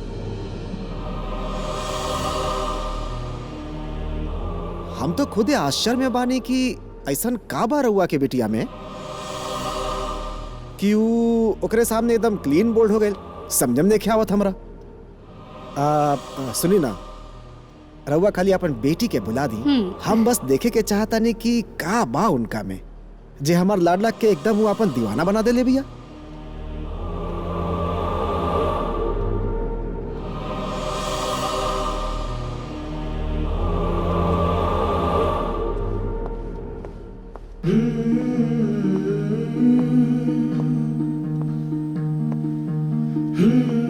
राहुल के मम्मी पापा तोहरा के मिले खातिर बुलावता लोग। जाना तड़ू, हिंदू रीति रिवाज में बहुत सारा रस्म होला, वही में से एगो रस्म मुंह दिखाई के होला। और कोनो भी रस्म के पहले कपार उघार ना रहे के चाहिए, अशुभ मानल जाला।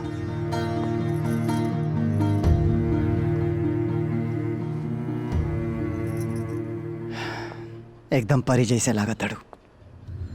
चला।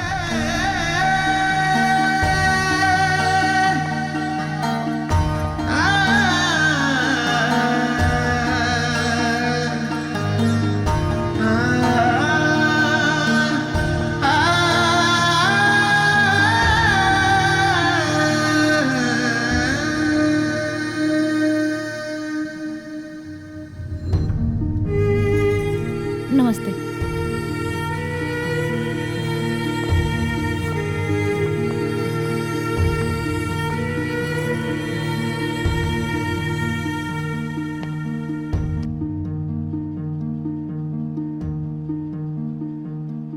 बेटा राहुल, तोहार पसंद हमरा के कुछ खास ना लागल।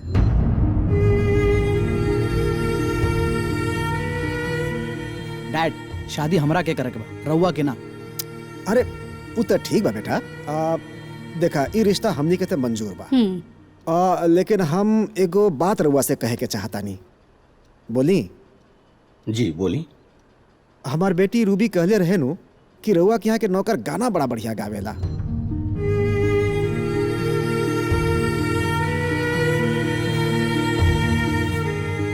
हम ओकरा से एगो गाना सुने के चाहता नहीं। अरे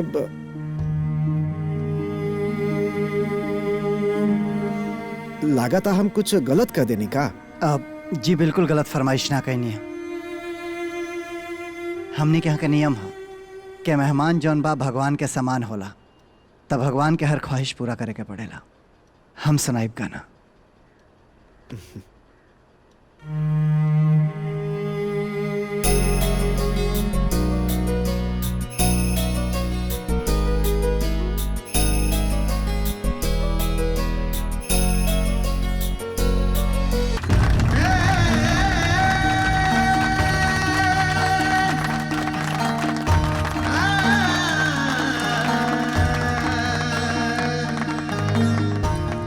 सॉरी राज बाबू, अरे हम तो एक्सपेक्ट बिना कैले रहनी कि एक नौकर ऐसनो हो सकेला। क्षमा चाहते नहीं, लेकिन ये हमरा खातिर नौकर नहीं खन, ये हमारा लाभ हमरा बेटी से भी बढ़ के बाड़न। कितना महान विचार बा रहुआ के कि एक नौकर के अपना बेटा और बेटी जैसन प्यार दे रहल बानी।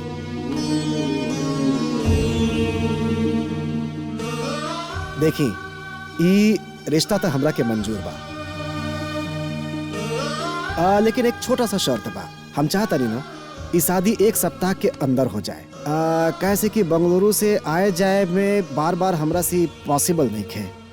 बोली रउआ के ई शर्त मंजूर बा?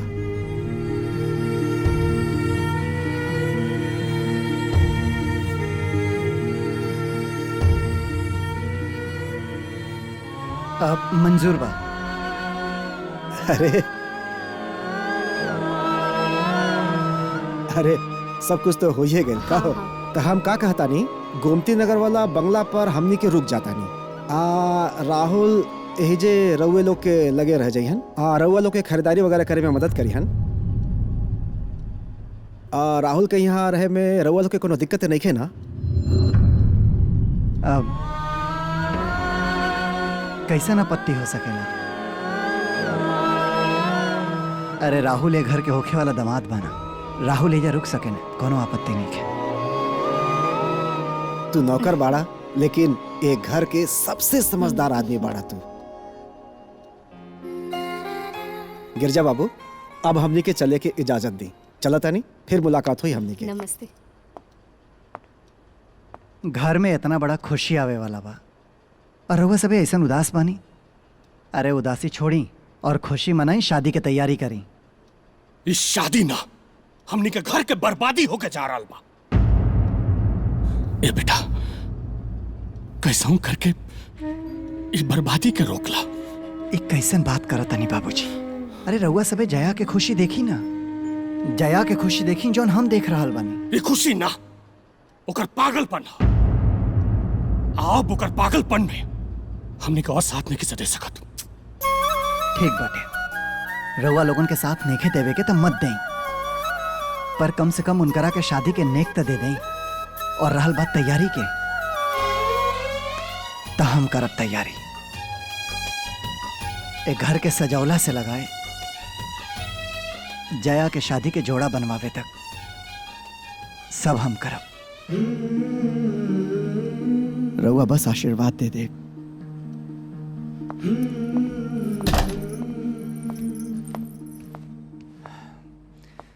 तोरे शादी के जोड़ा तो हम पसंद करके आ गए बानी, पर राहुल का पहिरी है वो हमके समझ में नहीं आवत। तुम कुछ सोचले उखबो ना कि वो का पहिरी है शादी में? ना, अभी तक हम कुछ सोचले नहीं की। अब हमरा लगे एगो आइडिया बा। का? तू आपन आंख बंद करके अपनी होखे वाला दुल्हा के इमेजिन करा कि वो कैसन कपड़ा में होखे के चाही, हम उहे बनवा दे। करा।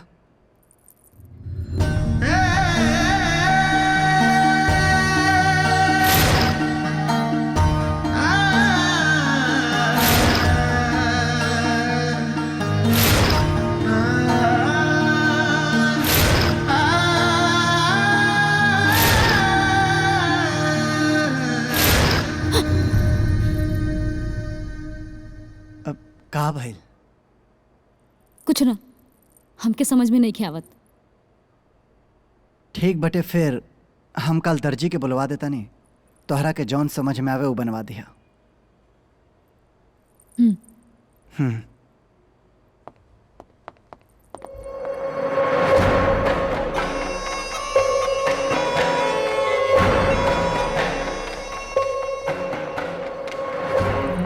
माना कि तोरे घर में नौकर की बड़ी इज्जत होला, एकर मतलब ही ना कि वो जब चाहे मुंह उठा के अंदर आ जाए। मना कराओ करा के तोहरा कमरा में आवे से। काहे? तोरा के जलन होखता का? जलन हमरा के? वो नौकर से नफरत होला हमरा के, और हम ना चाहता नहीं ओकरा के हम घर से धक्का मार के निकाली।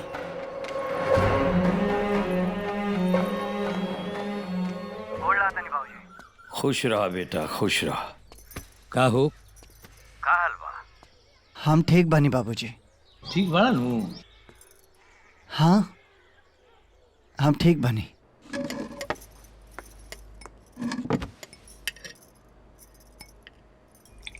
और कुछ थी? शिव दिखाई नहीं खन देत।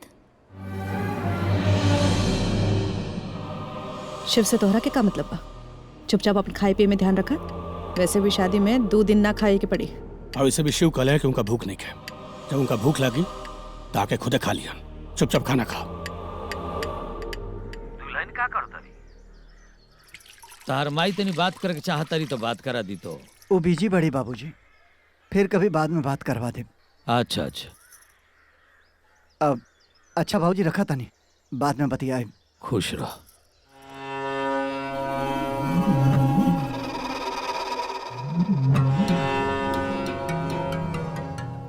सब लोग खाने पे राउर इंतजार कर रहल बाड़े।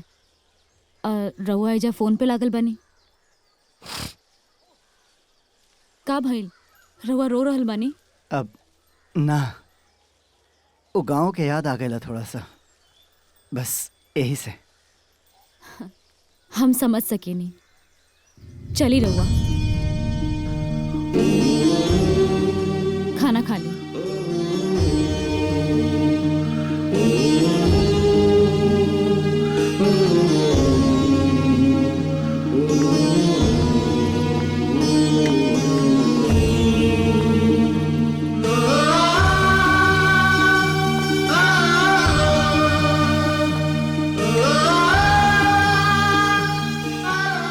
बैठी।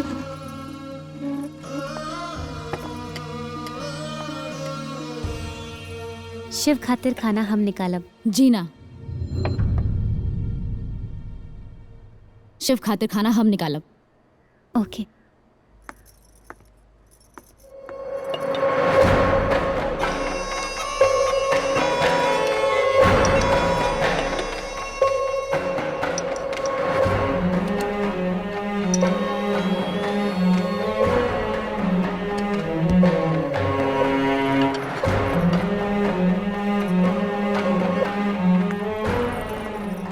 का भइल? खाने पे से उठ के काहे चल अइला? बड़ा रिस्पेक्ट हो रहा बा एगो घर के नौकर के। आखिर चल का रहा बा तू दोनों लोगन के बीच में? कहे के का चाहता रहा? कहे का ई चाहता नहीं, वो नौकर से दूर रहा, ओकरा साथे हमदर्दी ना हमरा के अच्छा ना लगा। का भइल राहुल जी, नाराज काहे बानी? तू ई घर के नौकर बड़ा ना? जी। अगर ई घर में रहे के ना बा, औकात में रहा। ई मत भूलिया कि जया हमार होखे वाली बीबी है, और हमरा बीबी के जीवन में ना तोहरे जैसन 2 कौड़ी के इंसान के दखल अंदाजी हमरा के बिल्कुल पसंद नहीं की। राहुल चुप, एकदम चुप।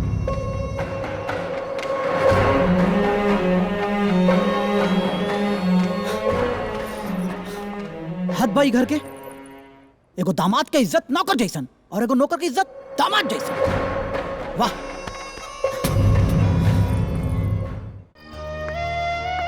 शिव, हम तो से कुछ कहल चाहता नहीं। कहा? हमके तो से प्यार हो गइल बा, और हम बस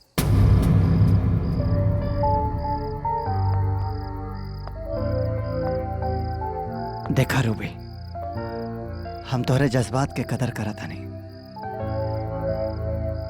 पर तोहरे प्यार के मंजूरी नहीं दे सकत। काहे? काहे से कि हम शादीशुदा बानी, हम अपना पत्नी से बहुत प्यार करेनी।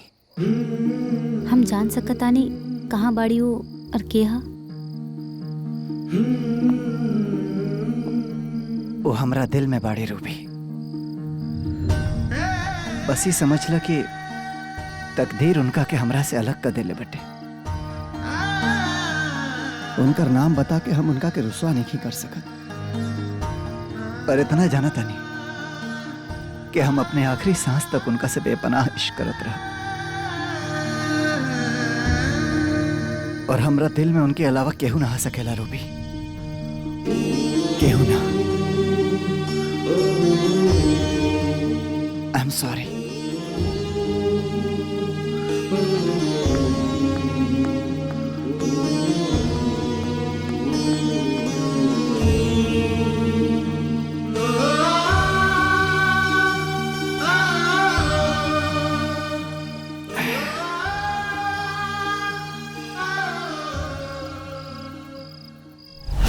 तू घर के नौकर बड़ा ना? जी। अगर ये घर में रहा के ना बा, औकात में रहा। ये मत भूलिए कि जया हमार होखे वाली बीबी है और हमारा बीबी के जीवन में ना तोहरे जैसन दुई कौड़ी के इंसान के दखल अंदाजी हमरा के बिल्कुल पसंद नहीं की।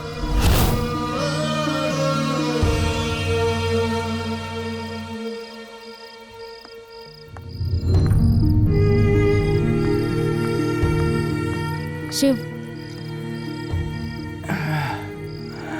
रघु आज फिर से पीरल बानी?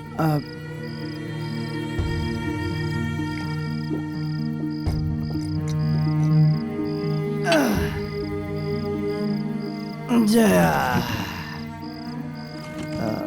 तो एजा कैसे अपना बॉयफ्रेंड के छोड़ के? हम रउआ से ही कहे आल बानी कि रउआ एजा से चल जाए। और कितना बेइज्जती सहे हम रउआ। चल जाए एजा से का तोरा जिंदगी से बहुत दूर चल जाए। बस एक रात और, कल तोहर ब्याह बाटे। तोहरा के दुल्हन बना के मंडप में बैठा देम ना, और ओकरा बाद तोहरा जिंदगी से बहुत दूर चल जाए।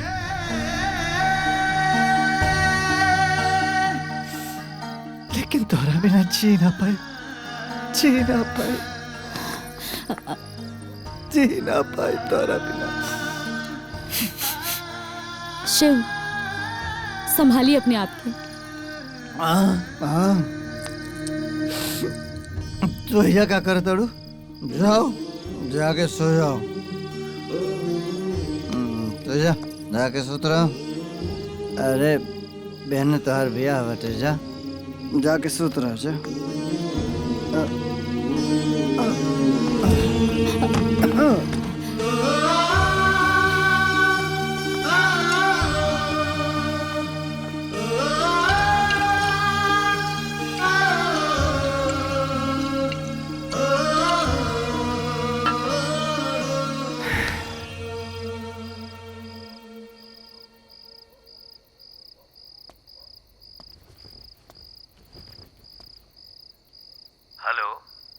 नारायण, पगला गेल बड़ा तू है?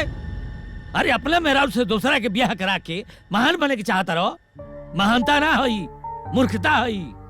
हम महान बनल नहीं चाहत बाबूजी, ना तो हम महान बानी। हम तो बस जया के उनकरे प्यार से मिलावल चाहतनी।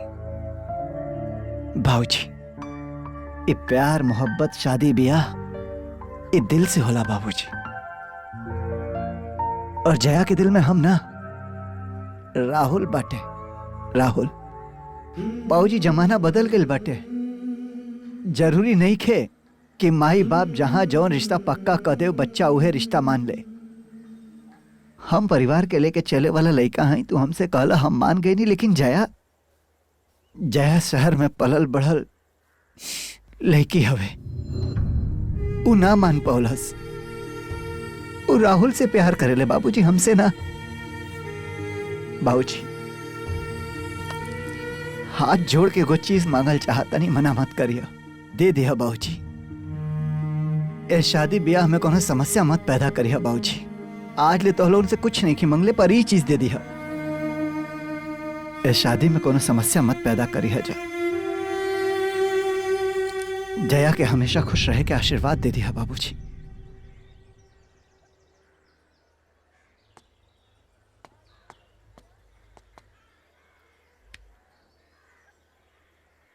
वाह बेटा, तू इतना महान बड़ा।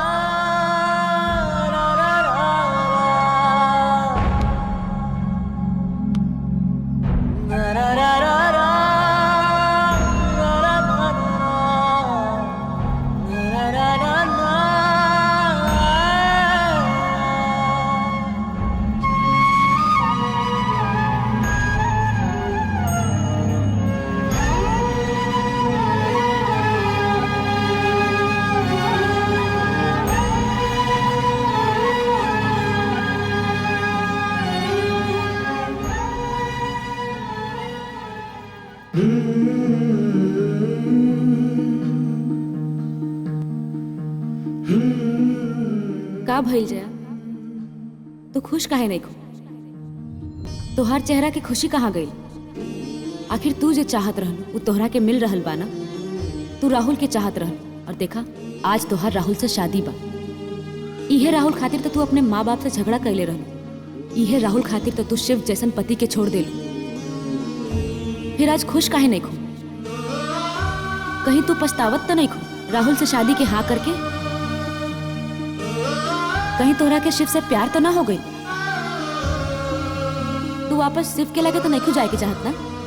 ना जया ना, तू ऐसा नहीं कर सकत। हिंदुस्तान का कहीं भी कोनो पति ई अपना नहीं सकत क्योंकि पत्नी के पहले से एगो बॉयफ्रेंड रहे। यही से अब तोहार किस्मत राहुल है और चुपचाप राहुल के संगे शादी करके घर बसा लो। भूल जा शिव के, भूल जा शिव के, भूल जा शिव के।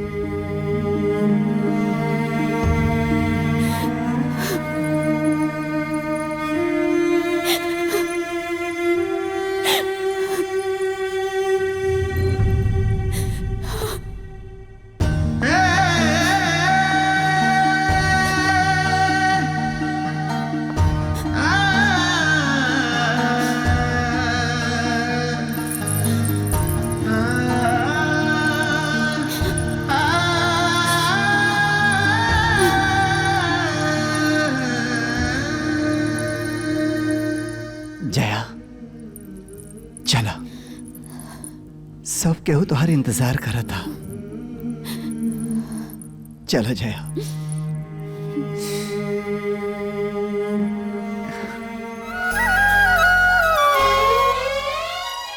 रउआ जा रहल बानी?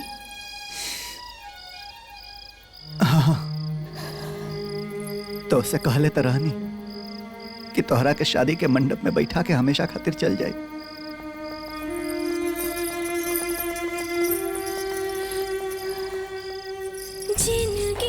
दुगो मुट्ठी में से एक मुट्ठी के चुनी। प्यार करी तो हर से का बा ये मुट्ठी में? एक में हमार जिंदगी बा और एक में मौत। जिंदगी में बड़ा प्लीज एगो चुनी।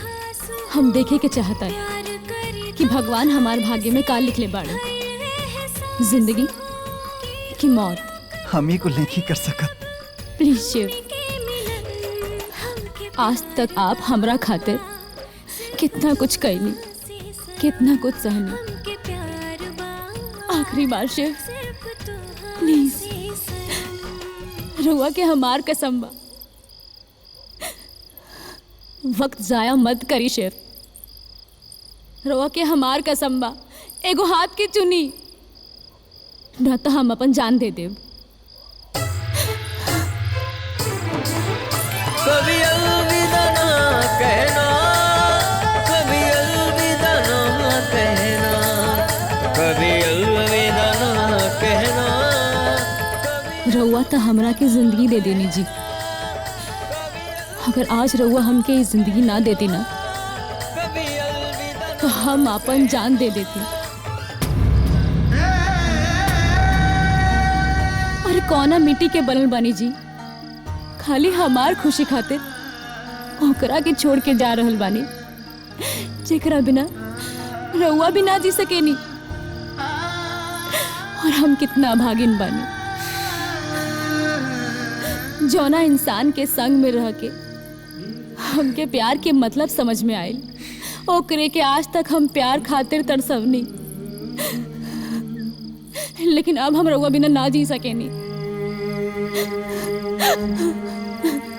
हमरा के समझ में आ गइल बा जेकरा से इंसान प्यार करेला ओकरा के कभी भी अलविदा ना कहेला।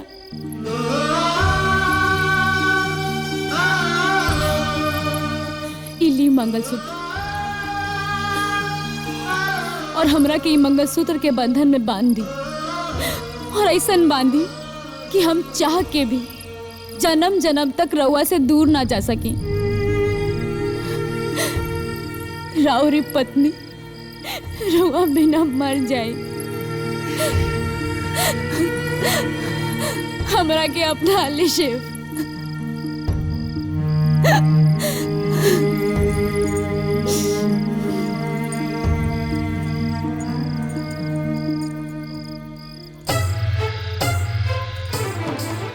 आपन पसंदीदा फिल्म देखे खातिर डाउनलोड करी दंगल प्ले ऐप।